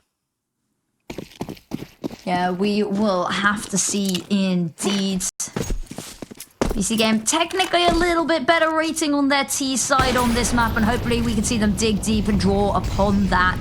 Era missed opening shot, albeit very slim chance to hit that one, but actually is not going to be given an opportunity for a second. That ship has long since sailed over towards Banana. The whole team shuffles. There's a little bit more presence here. They're playing passively, so no opportunity for an opening sneaky pick on anybody playing car here. H goes on top of their heads, actually going to do a load of damage. Slowly pressing on forward. Smoke's going to go out, and it's not going to have too much effect with that CT smoke. Andu hunting for an opening pick. Boy, doesn't want to be the one to give it away. Gets one instant trade from Simple. Twist now hiding, so scared. Needs to find Andu. Here's the drop down. Here's the footsteps. Has to hide in the smoke, but it's not quite quick enough. Avid wants to run on forward to try stop this round hemorrhaging any more than it already has, but unfortunately just dies in the process. Makes the problem even worse. 2 versus 4. Yeah, the bomb hasn't gone down yet. Era's got an angle to work with, but with players on either side and a Molotov dropped at his feet, there's nowhere to go. It's almost a bit of a miracle. It's trying to spray down through the smoke. Era sure will eventually get one kill, but now a retake with an ARP seems very unlikely. 1v3. Might still want to give it a look in. There is definitely funds on his back. Ooh, that's awkward, getting caught out. Trying to flash, gets double peeked, and that is a bye-bye. And eventually, the 12 that BC.Game was hoping for, they get it done. Yeah, I mean, at the end of the day, Alliance definitely is a lot closer than they were initially, because I believe it was 11-4, and now we have 12-9, so this is a lot more likely that Alliance can still try to fight for overtime here.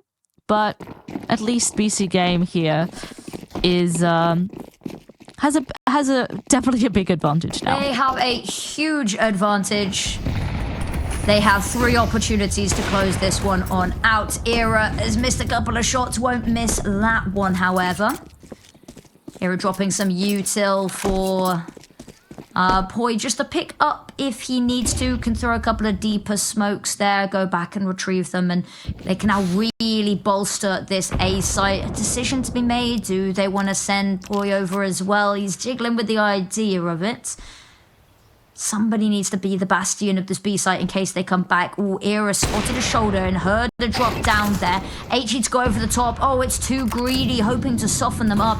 He's only going to give them over the pick that they need. Going 1 for 1 here. The trade game begins, and there's more players for the T side here than the CTs.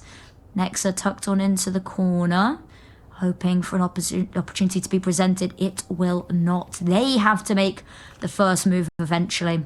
Should I say that? Getting hungry to retake this control. They peek 1 by 1. They'll be taken down 1 by 1. And BC.Game, 1 player left. It's just Poi. You know that was the B player. The bomb planted. Ready up. 1 versus 3. There's a whole pelt of utility. There's a kit, but there's not a hope in hell to pull this one off. Look in the wrong direction. Gonna get swung on, and Nexa to find the final pick. That is it. 13-9, and we are going to map number 3. Yeah, I mean, this was a roller coaster of a map where I thought, you know, Alliance could easily still come back. They've just left Casanito. Yeah. Are they 1v1ing this? Are they gonna go in 1v1? No. They're gonna go back out. This might be the longest knife round I've ever seen. Yeah, they are a bit scared to be the initiator, I guess. Bit left and right.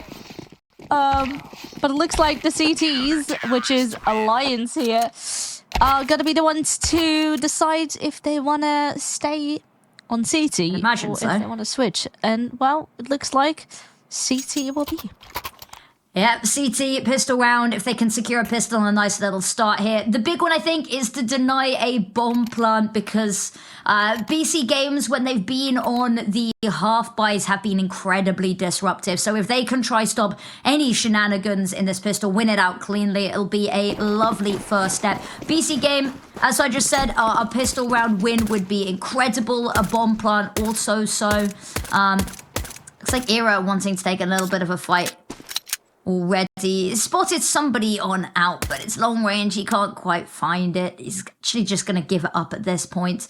It's tempted to go over the top to allow them to take this mid space. It's a very methodical approach to the pistol round.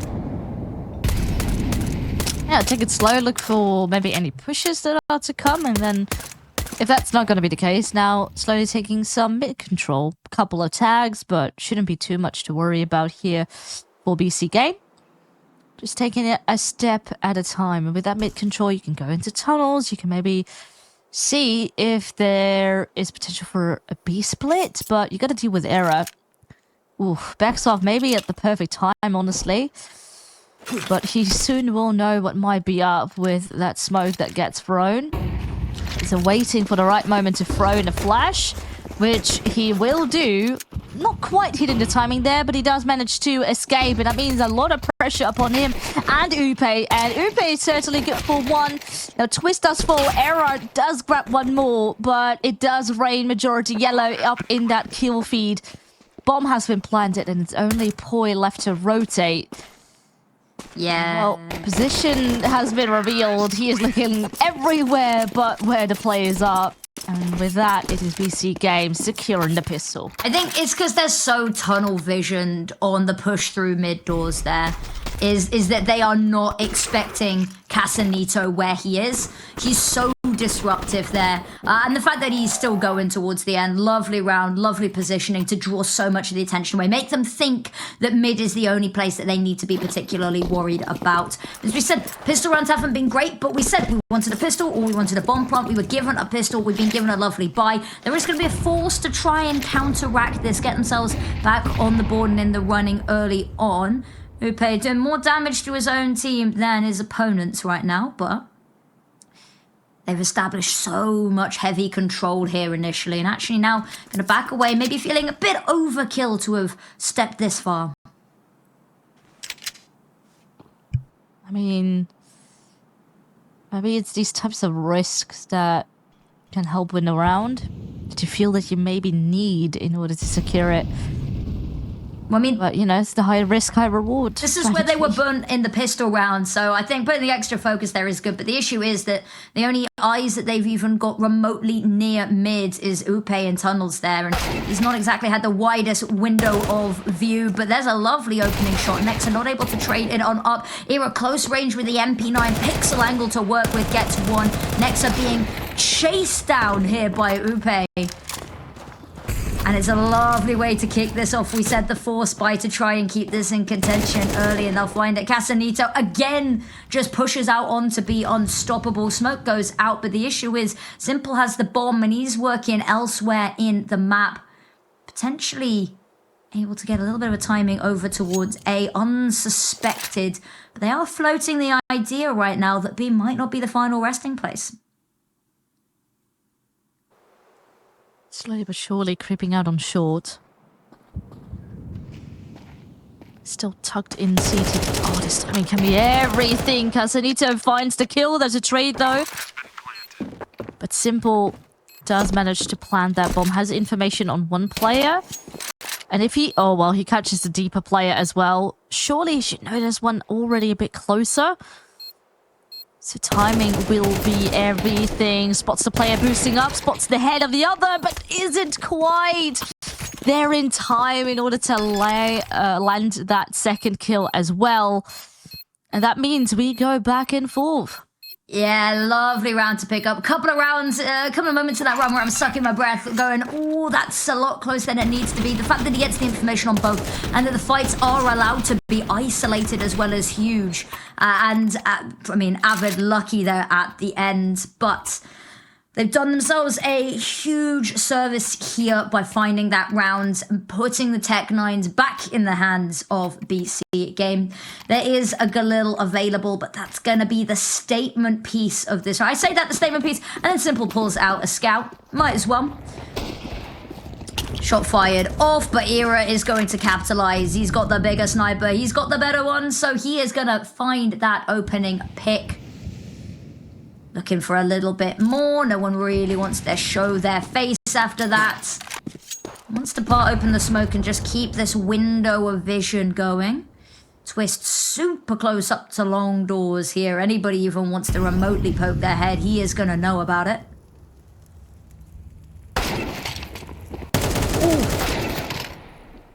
Oh my god. Well, 2 for 1, but in the end there it does tie things up. It's 3v3 as we speak. Though they are still yet to set foot onto that bomb site. And I mean, that certainly is going to make things a bit trickier. If you take the short player out, you boost yourself up and suddenly a lot more space to work with. But the AWP up close, that can be a bit tricky. And it indeed will deem so. Going 1 for 1 again. Still a player advantage. But only time will tell, because we have poised position compromised. Nexa will go for that kill, but where is that remaining player? Upe is there, and the timing should be his. He's not looking the right way, not there in time. Sure, bomb plan secured, but the follow-up round will go the way of Alliance. Yeah, that short player going down is absolutely everything. Prime taps, you know, needed to stay alive there realistically. Again, I got a little bit worried towards the end because it came down to a matter of 2 1v1s. You know, utility caught out. Boy goes down, but luckily it just managed to sneak around, hadn't been spotted at all. A single footstep or anything gives away the game and could go very differently. But alas, not how the round played out. Era's got AWP in hands. BC.Game, again, with a little bit of a weaker buy, but they still really want to say something about this. They're not going to let any of these rounds go quietly. This is early here for a timeout. Yeah. I mean, I am, you know, maybe a bit skeptical with how early this is, and so far it's still pretty back and forth, but I guess BC.Game definitely does feel the pressure of this final map. You know, this is sort of kind of a do or die moment. Sure, you have your prize money, you have your VRS points, but it is that #1 spot that gives you a shot of making it to Pro League. And if you don't make it now, you got to do it all over again with another full-on cup in about 2 weeks from now. Yeah. And it seems that everyone has been ramping up. Like, the improvements we've seen from ECL Cup 1 to 2, especially for these two teams. But across the board, the level of CS we've seen step up quite dramatically. So it seems to be getting harder the more that everyone is warming up into the format. Oh, Twist bites off way more than he can chew with that peak. And that's going to leave this A site feeling very wounded. They're going to call people across really early to try and deal with this. Once again, go out long here. So far, just smoke there. But gonna try and make themselves through, make it disappear, a bit back and forth, and they actually managed to deal long range with the AWP. A lot of pressure now coming their way, and honestly, this should be the end of the round. It's only Upe who is left standing on the other side of the map.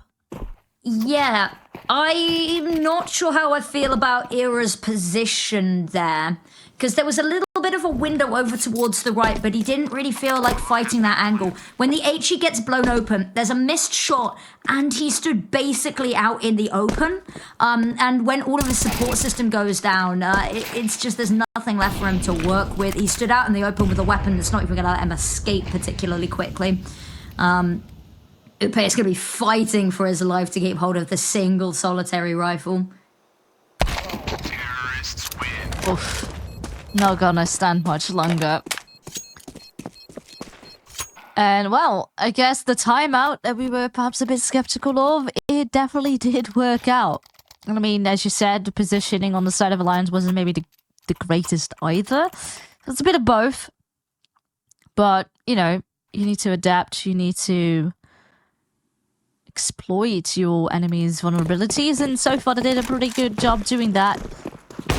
And then hoping to see if they can convert onto a little bit more. Definitely economy-wise, it is heavily in their favor. Twist already taken out. Poi taking a good hit with the AWP. So far, a good start. Yeah, an absolutely lovely start. Era now just with the scout, hoping to find something. He's going to have a whole onslaught to try and deal with. First player picked off. Oh, just ahead, visible, but that's all he needs, especially with the scout jiggling with this angle, wanting a little bit more. Unfortunately, long-range headshot with the Galil's going to put all of that to bed, but he's whittled the numbers a tiny bit. Jump on up to short there. Gonna try and punish. Smokes are there to cross, and this is a very awkward angle for them to try and fight. But there's a player trying to crunch long, but so far removed that it's not going to be applying any pressure. And by the time that he can work his way around, that bomb's going to go down, and it's going to be an even harder fight to try and win. Honestly, what are you going to do long with a pistol in hand versus rifles? It's pretty much a lost cause. And with that, it is also BC.Game who survived with the majority of the players, so economy-wise, they're slowly starting to get into a better spot and give themselves the momentum that they were looking for. Momentum has been very much a hot topic today. Alliance, I mean, they had a little bit of a look there, but BC.Game just stormed through that first half of Inferno. It's definitely been a little bit more hotly contested in the early stages. This map, in another tech pause, I can't help but worry sometimes. We talked about momentum. It keeps getting, stagnated and cut off a little bit by this choppy stop, start, stop, start. And with the back and forth, the economies as well have been in a spot of bother. But with the Alliance on the CT side, it's going to feel the burn of that on and off a little bit more. Yeah, we've actually had quite a bit of, I mean, not major tech issues, but definitely a couple of rounds where there were some small slip-ups. Technical-wise, but luckily they get resorted to quite quickly. But, yeah, only Castanito, I mean, he has this bonus weapon, which is a Mech 10, so he can just get up close and personal, farm a bit of extra cash, help out the economy even further, because right now they are up against just USPs, so it's gonna be a stack, which actually might end up walking into, because all 5 of them are going to be exiting long doors and awaiting potential demise. Oh, Castanisa certainly has spotted him. Simple now as well. Looks like they are still going to be going for it. Not evading the danger, just hunting them down. Prime taps, sure, did fall. But so far, I mean, this side cleared out. And, well, Era, the last remaining player, was the sole B anchorer. So, with that, they're kind of scouting because they realize he is not home. He must be somewhere else. But where is he? Yeah, sometimes you see these pistol stacks and it's like, oh, if they can run into the stack of pistol. Oh, okay, there we go. I was going to say, there's no doubt in our minds, but with the pistol stacks, there's usually, if you can try and overwhelm and you can find an opening pick. But the issue is that it wasn't the overwhelming firepower of everyone there. They were just in one place to be taken out in one foul swoop. Long range with the pistols, it's an awkward, cumbersome fight. But BC.Game's starting to put a little bit of something together on the board. Already done better on their T side than they did. Done better on the T side in the first third of the half than they did the entirety of the first half last time they played. And that's a really good sign to see improvements being made. Twist. Early bit of a look. Keep hold of this control. He's worried that somebody might have crossed. Now, we can see that they haven't, but he's still got that bit of a doubt in his mind, and Flash to go over as well is going to allow him to push a little bit further if he'd like to. But actually, maybe the call to back away might be the right decision. Oof, eating that nade. Well, from ideal, but gotta keep on. Continue with the mission as follows. Oh, there's actually a follow-up nade. Ooh, it's getting a bit more tricky now. Below half HP. And he's the sole short player. He's getting as incendiary right beneath his feet as well. Like, it's as if they can smell that he is around the corner. But it's only one player, though. The majority still is looming outside of long doors, a part of the map where they have been quite a couple times before already and had quite a large chunk of success. Gonna try and go for a repeat once more. Util is out, but CTs are pretty much present, all in CT and already up on short, so it could still get very tricky to try and set foot upon this bomb site. Trying to set foot upon a bomb site is going to be a huge struggle here. Upe in the smoke, it's just a matter of who, and as they try and lure him out, lure they will, and Andu falls, and that is going to be a round on the board. Alliance not willing to let this slip too far too quickly. Keep this hotly contested game of cat and mouse to kick us off this half.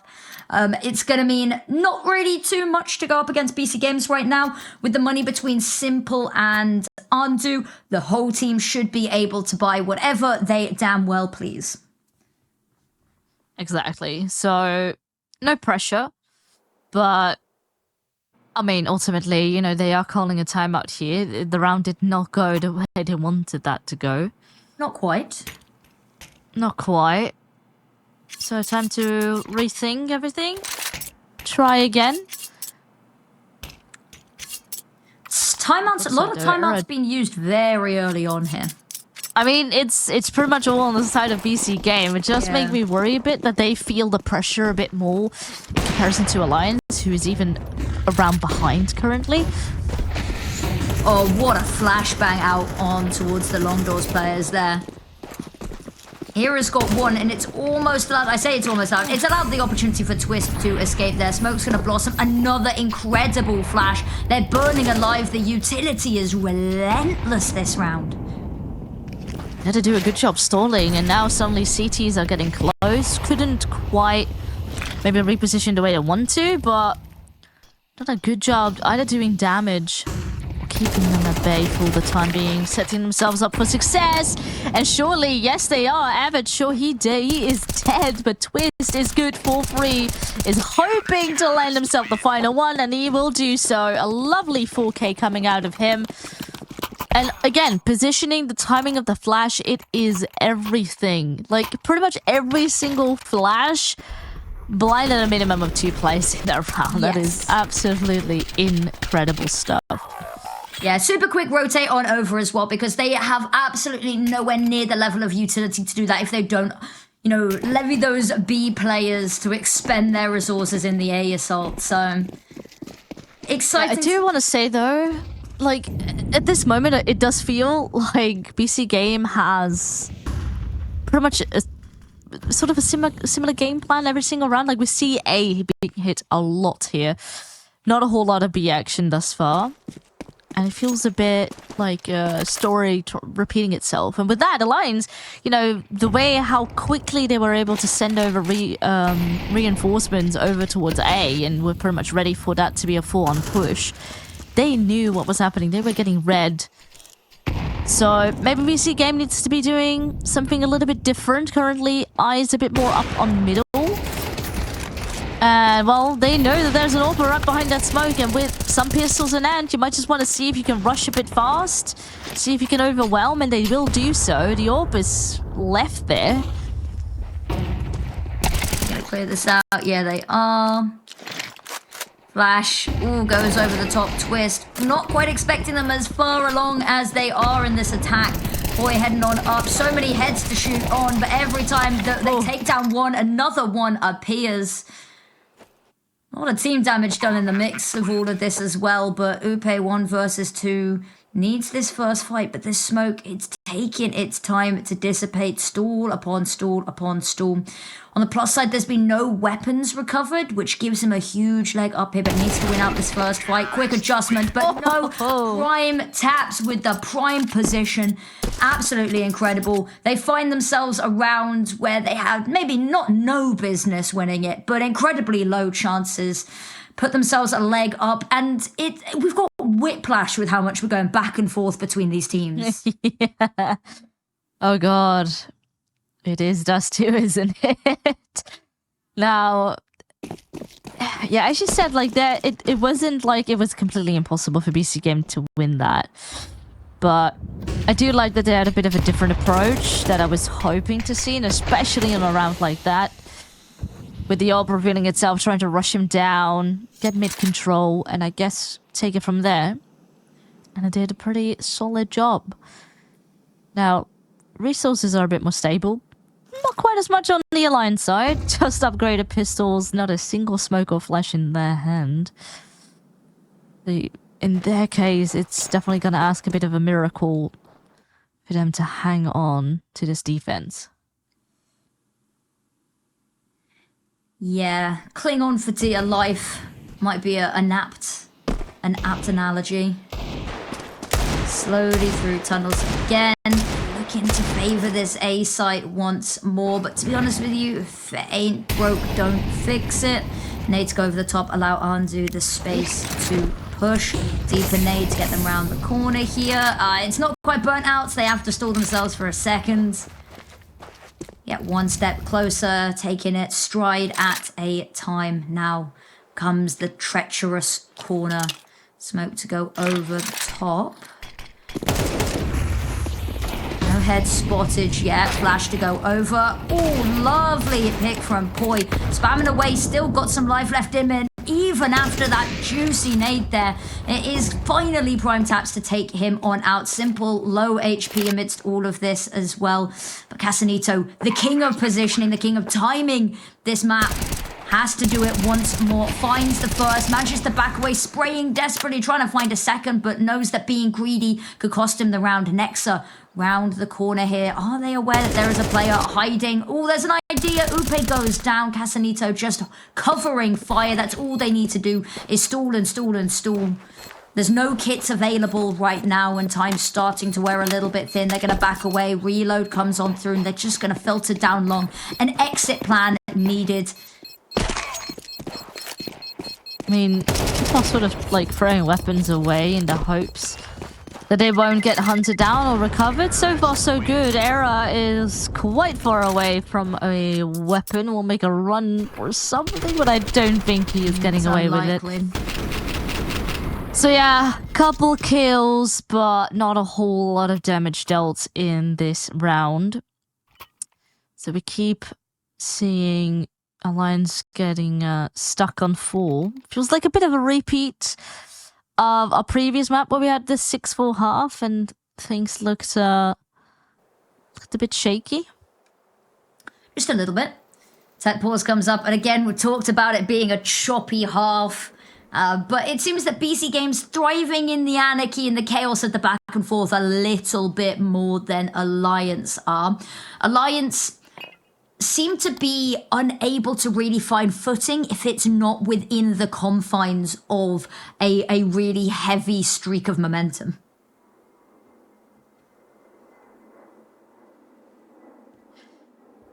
Yeah, you gotta keep you cool. We talked already a bit about it yesterday, how BC.Game, they had to deal with a lot of these sort of tech issues as well. And they eventually came out on top. You know, you have experienced players on your squad.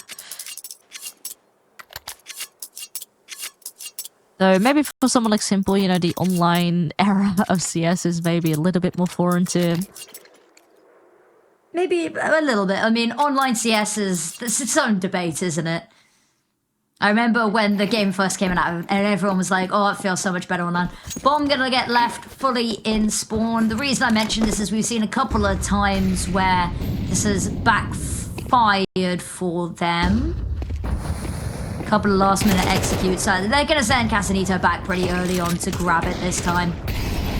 Scoop it up while the rest of the team is taking mid. And look at that take mid they have, and it's such incredible fashion. Yeah, no escaping the Molotov. I mean, on the flip side, there has been a very good counter nade here, though, knowing that there's short presence currently. And in fact, I mean, it doesn't maybe seem to matter because Poi now also falls. And sort of in this mid territory, there's a lot of casualties, forcing Upe to abandon B, play quite deep in towards middle. And instead here, though, we have one player up on long. He needs to get a kill and will do so, but is it going to be enough? Because pretty much that is one player up to defend this site, and from so far away, the last player is not able to cross into CT because it's just too dangerous by yourself. It might just be the call to save now. Yeah. And pray that you can find a timing to get that pit player out. It's looking unlikely, especially with Simple. I don't want to say trained on the angle, but sort of keeping a side eye on it.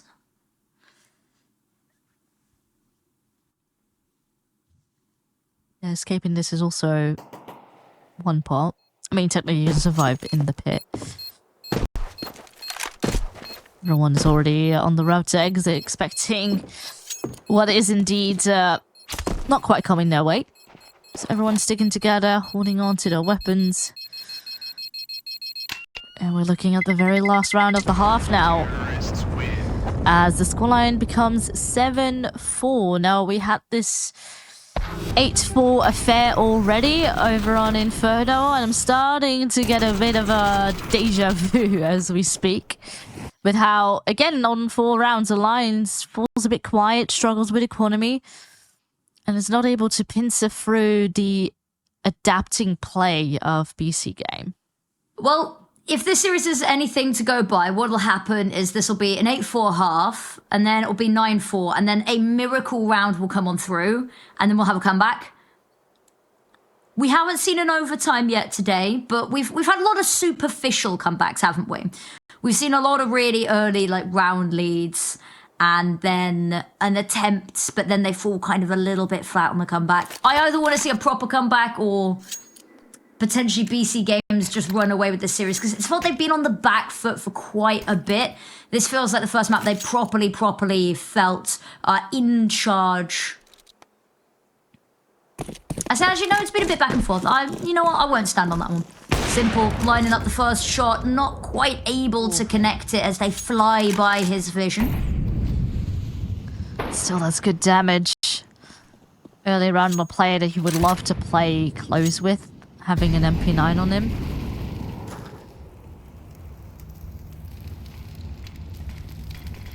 And instantly things slow down a bit. Ooh, Alliance is hanging on for dear life in middle once again, but seems like they have very little answers for how BC.Game is slowly taking control, though Prime Taps needs to be a bit careful, gets tagged in the fire, and Poi is hoping to hunt him down. Though his teammate falls, and with that, with very little support, where do you go? Maybe Poi is forced to look towards short, together with Arrow soon, because up they will come, completely blinded and taken out. Oh man, and it's just Poi now, 17 HP in a dream. Yeah, the utility has just been so much better on the side of BC.Game this half. The flash is looking so good, and look at that case and point. And 8-4 is where we are going to end off this half.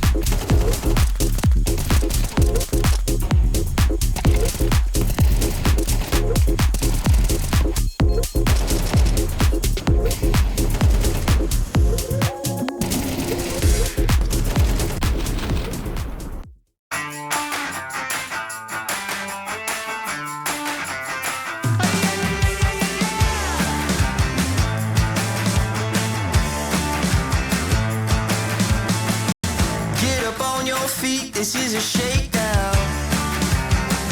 Order up that beat just like it's takeout.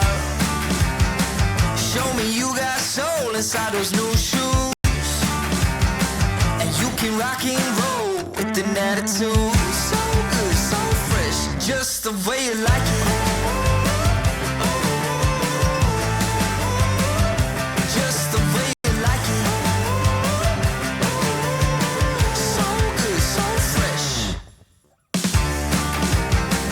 You're the new MC, you got the remix. Keep it on repeat, just let the beat kick. Everywhere you go, you bring the roof down.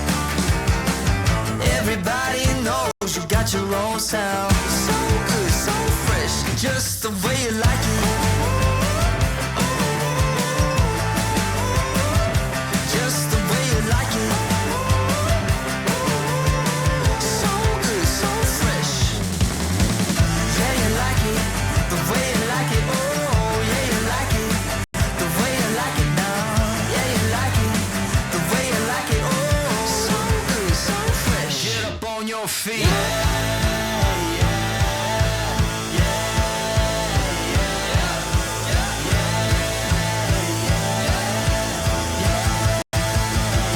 Show me you got soul.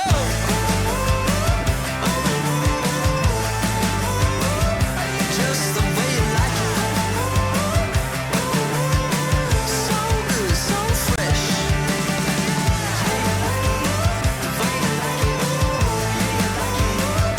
Just the way you like it.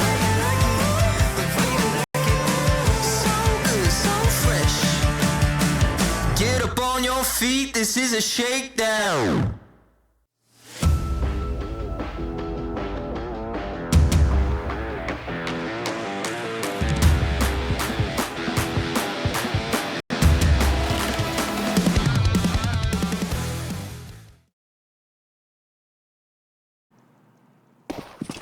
All right, we are back into the action as currently our scoreline here is 8-4. It is the final map of this best of 3 final, and we are soon to find out who will be our winner, who will go on to Pro Leagues. Currently a big lead here in favor of BC.Game as they are looking to turn the odds in their favor. Now, big chunk of dualies on board here for them, hoping to give themselves a bit of extra firepower, but where will Alliance go? 2 guns are better than 1, but we'll see if they can actually make something with them. Andu on this angle, the flash, so good. Upe runs him on down. Prime Taps has to pull back a little bit. Casanito hops on, hoping to alleviate the pressure, but actually they run into a little bit of a trap here. Bodhi gets one, Twist finds another, and Simple is desperately, frantically spamming. He's going to give away his location, taken down because of it, and now Nexa doesn't want any piece of this. It's going to take a headshot through the smoke and decides not worth it, not today. Has to be so wary that they are going to push him anyway, but that bomb is down. This round is over.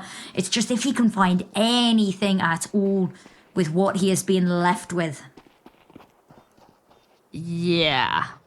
It's not looking very bright. No, not particularly. I mean, he hears people around him, a bit paranoid, maybe someone behind. He's actually found a really incredible timing to work with here. I think he dies in mid here. There's too many people watching. Yeah. Yeah, no. Not gonna happen. It's alright. Make the gap a little bit more small. And on the back of a bomb plant and everything, and it being on T side, this can really give them a little bit of a boost here up into this second half. Yeah, we talked about them, a very momentum-based team, so if they can kick this half off nicely, and with the CT economy being a little bit difficult to manage at times, they've bought themselves the biggest advantage they could ever ask for. Don't worry, Avid, we've all missed the jump up sometimes. Sometimes you just walk into the curb, it happens. Over towards A, we see a stack. Now, this stack didn't work particularly well for Alliance when they ran it last half, where Will we see anything different? Guess we will find out. Slowly, hesitantly, making their way on over. They've got a smoke for the crossing. Not that that's going to matter too much. It's going to be straight out and execute onto this side. Walking into the stack of pistols, though. I mean, there's good tags, but not enough to kill them. And with that, a follow-up security for Alliance. Keeping the majority alive as well, which is a good sign. And they can slowly start to build up that economy here to give them a bit of a reservoir to, yeah, march on towards that finish line. Now, if it's a reservoir, surely they'd swim on through to that finish line. Sorry, awful joke. mean- We've got too far without a pun, so I had to throw one in somewhere. Timeout being called from Alliance. Now, we haven't actually seen them use all too many this series. BC.Game, I believe, burnt 2 pretty quickly. 1 before round 4, and then a second one in a couple of rounds after that. So they've only got 1 more to hang on to, but a timeout being called here by Alliance still gives them the opportunity to get the coach on the line, have a little bit of a conversation about how to set themselves up to keep this lead going, because they're running out of opportunities to establish themselves a little bit of a buffer. I mean, the BC.Game find a blow back right now that could already come and sting, even though there is, as you said, a bit of a buffer left for Alliance, even if they were to lose this. But, you know, eventually the rounds are gonna run dry. You need to strike now. Get yourselves a lead back in. And it's easier said than done, especially up on the T side. Gotta have a game plan ready. So far, seem to be going in a bit of a similar strategy as what BC.Game did in the latter stages of that first half. Focus on middle, split out from there. Mainly short was a part that they exploited a lot.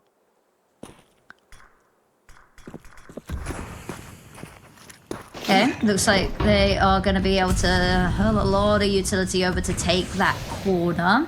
Smoke comes over the top though, and that's going to stop everything in its track, force them to back away, find a new angle, or to wait it out. But they don't seem particularly patient here. No, they want to go for the fight. Andu forced off the corner. Gonna catch the first Upe as he jumps on round, and Poi wants no part of this. He doesn't want to trade. He doesn't want to be involved in this fight. He's going to be dragged into it anyway and taken down. Era falls as well, and just across the map, the blanket coverage reigns supreme. Twist hoping he spotted ahead, but now as it ducks down, he's not going to find anything. Maybe Avid can alleviate the pressure. Absolutely not. He falls, and that's going to leave even more weight on Twist's shoulders. He's stuck in the pit. That's a very dangerous position to even try and escape from right now, with no support, with no knowledge of what's going on in mid. Now, we can tell that he's got a little chance to escape, but he does not know that. He's just going to sit here and wait out that timer, hope that no one's going to push him, and no one's going to press the issue. Yeah, at this point, you know, in BC.Game, this only been their very first one, round 1. Sure, there was a bit of lost bones for them to work with, but keeping it clean, not throwing away unnecessary resources, that is the way to go right now, to give yourself a clean path towards victory here. Of course, still, we need 4 more rounds on their end, but keeping that gap as big as possible to give themselves breathing room.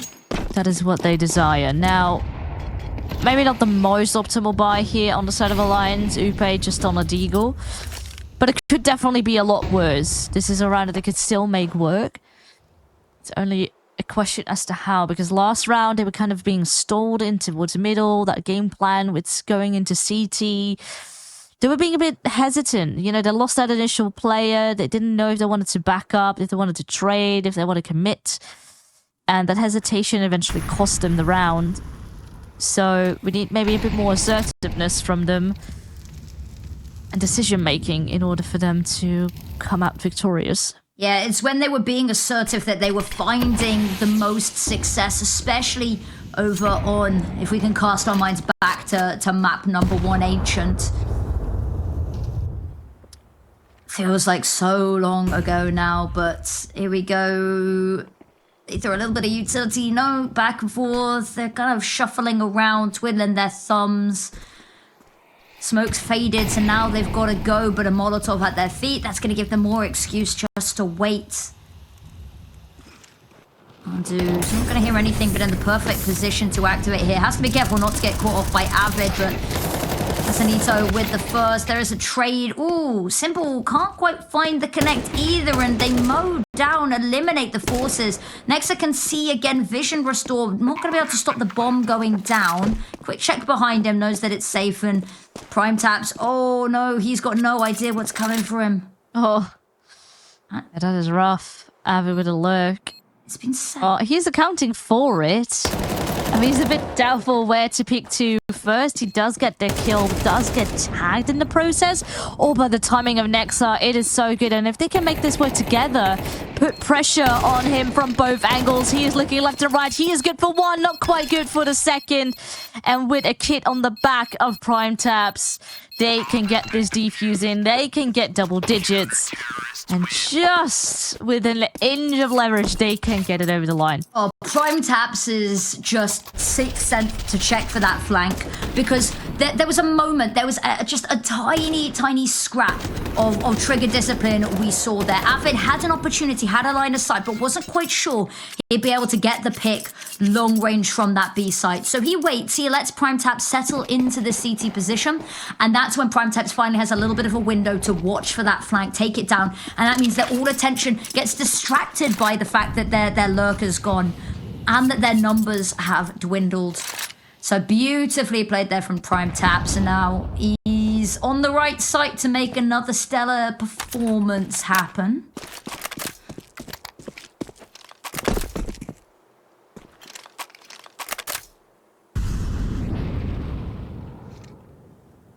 I'd love to see a round where they try something pacier here, Alliance. Yeah, currently it's been more of this default play, just waiting it out, seeing if there's any pushes. And right now with limited amount of utility, this is maybe the plan that you hope to see. Try and just go in as a unit. Now, a big chunk of the utility has been deployed here over towards middle in the hopes for a split B. As over towards that side, oh my god, I want to try and set foot onto even an inch of B side, but they are completely denied the opportunity. Lovely anchoring there coming out of BC.Game, and suddenly the timer is starting to tick because Alliance, you know, we got a little bit more out of them in the beginning of this half, but the gap is starting to become scary close, and now 11-6 as BC.Game only needs 2 more rounds. This is usually, and where on both previous maps we'd see a force buy happen from Alliance to try get them a foot in to try make a comeback, but the money's really hit and miss on these plays. But I think they want to go for, oh wait, maybe not. No, they do. They've got that AK, and it wasn't sold, it was just passed on over. So it does look like they really want to fight for this penultimate, well, potentially penultimate round. Tech war still coming through, but a couple of players starting to buy up. Gives me a little bit of hope. I'm hearing the clicks. It's always a good noise.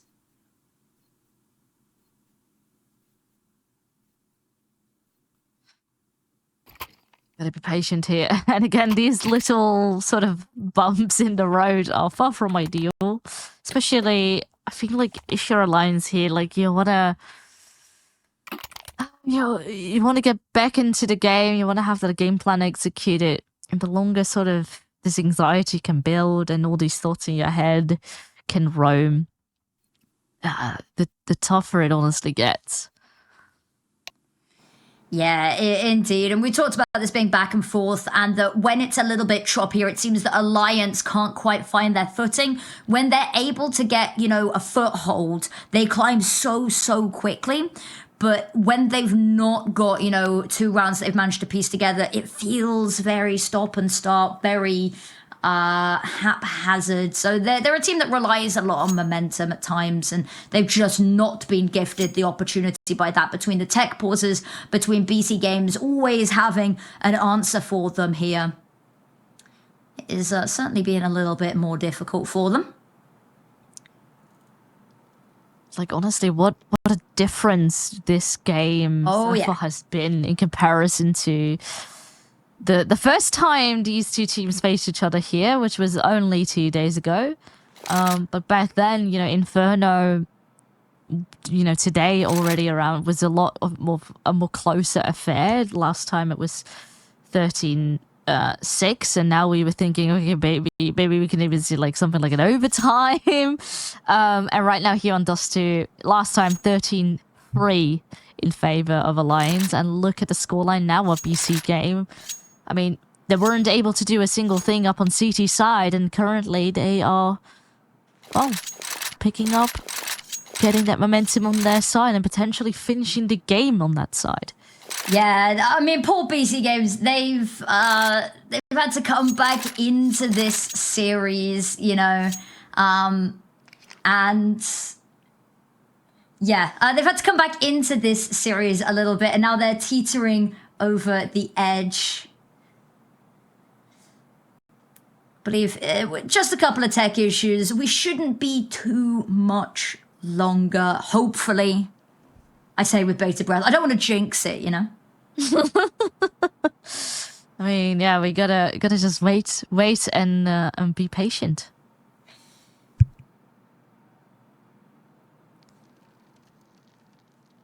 Well, we are going to go to a very short break, guys, just to make sure that everything is ready. We can put the flourishes and the finishing touches on this. We're going to head to a short break, and we'll be back as soon as we can to get this game underway and concluded.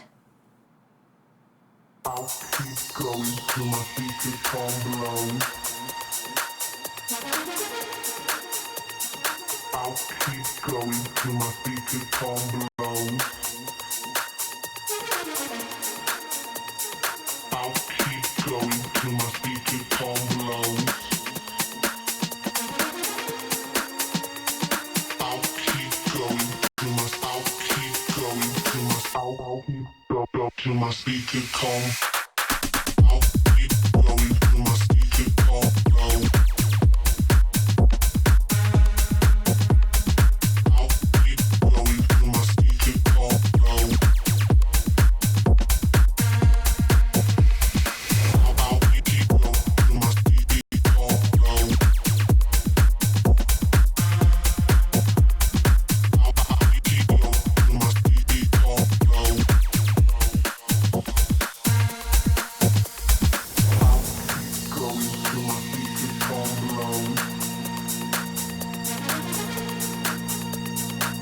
keep going till my speaker calm.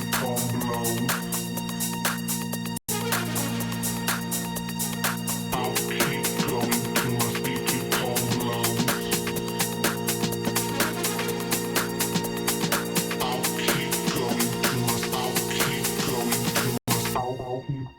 Till my speaker calm.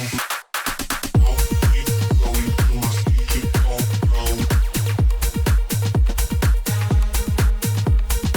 I'll keep going till my speaker calm. I'll keep going till my speaker calm.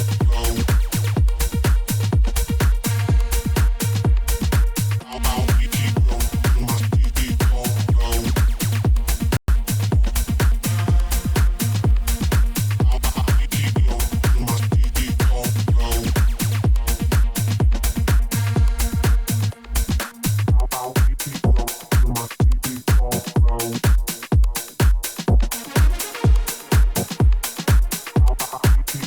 till my speaker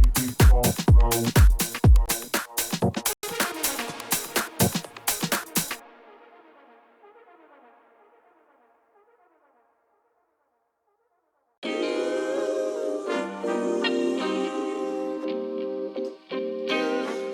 Sometimes you gotta pray for a victory. Yeah, I'm overzealous when I'm thinking about the cash flow. I never had no handouts, just came natural. I've been tested so much, all these restless nights, all these different situations that I've been through. I seen pain trying to creep in through the window, but now I'm sliding through the hood in a Benzo. You gotta separate yourself just to elevate. I keep some drink in my cup to see through the hate. Sometimes on the road to glory, you gotta press the brakes. I got a lesson plan for all my past mistakes. I swear I'm proud of all my best and my worst days. Proud of all my feet when I touch the ground. Front of 8 at Beijing, man, ain't know the sound. Welcome back, everybody. The suspense building and the pause only helping to build it further. Simple wants to close this series out, and an opening pick right here would be an incredible way to start, but he's not going to be awarded the fight he's so desperately itching for.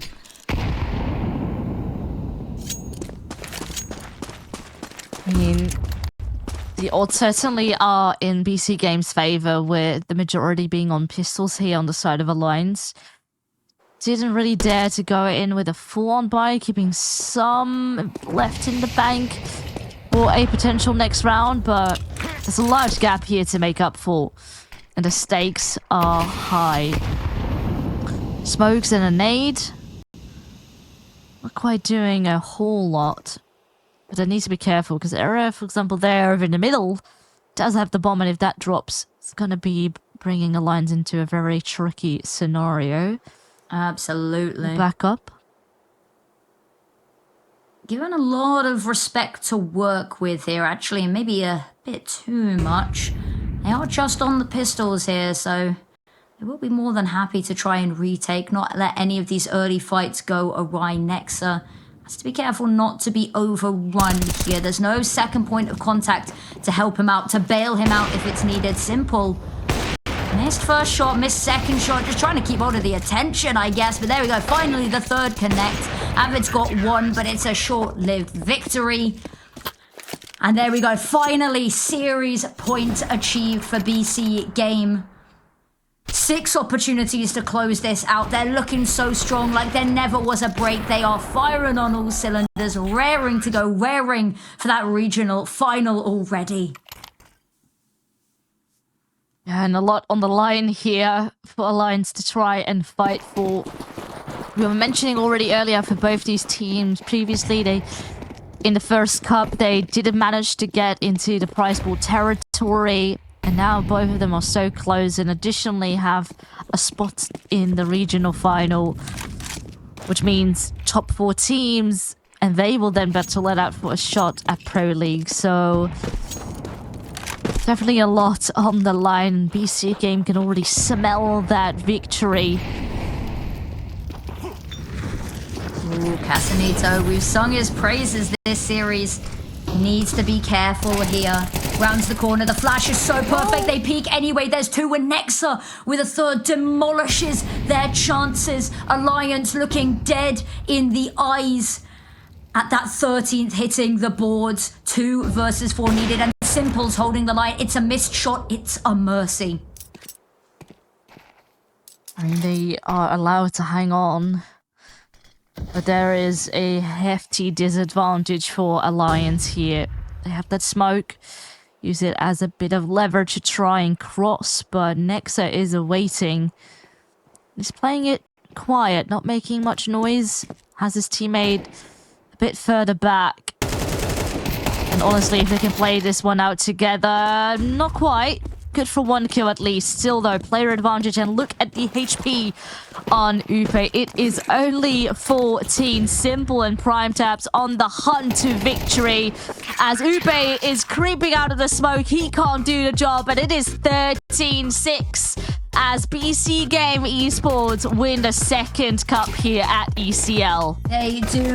Massive congratulations to them. They booked themselves a spot in that regional final alongside Paravision, and then whoever wins Cup 3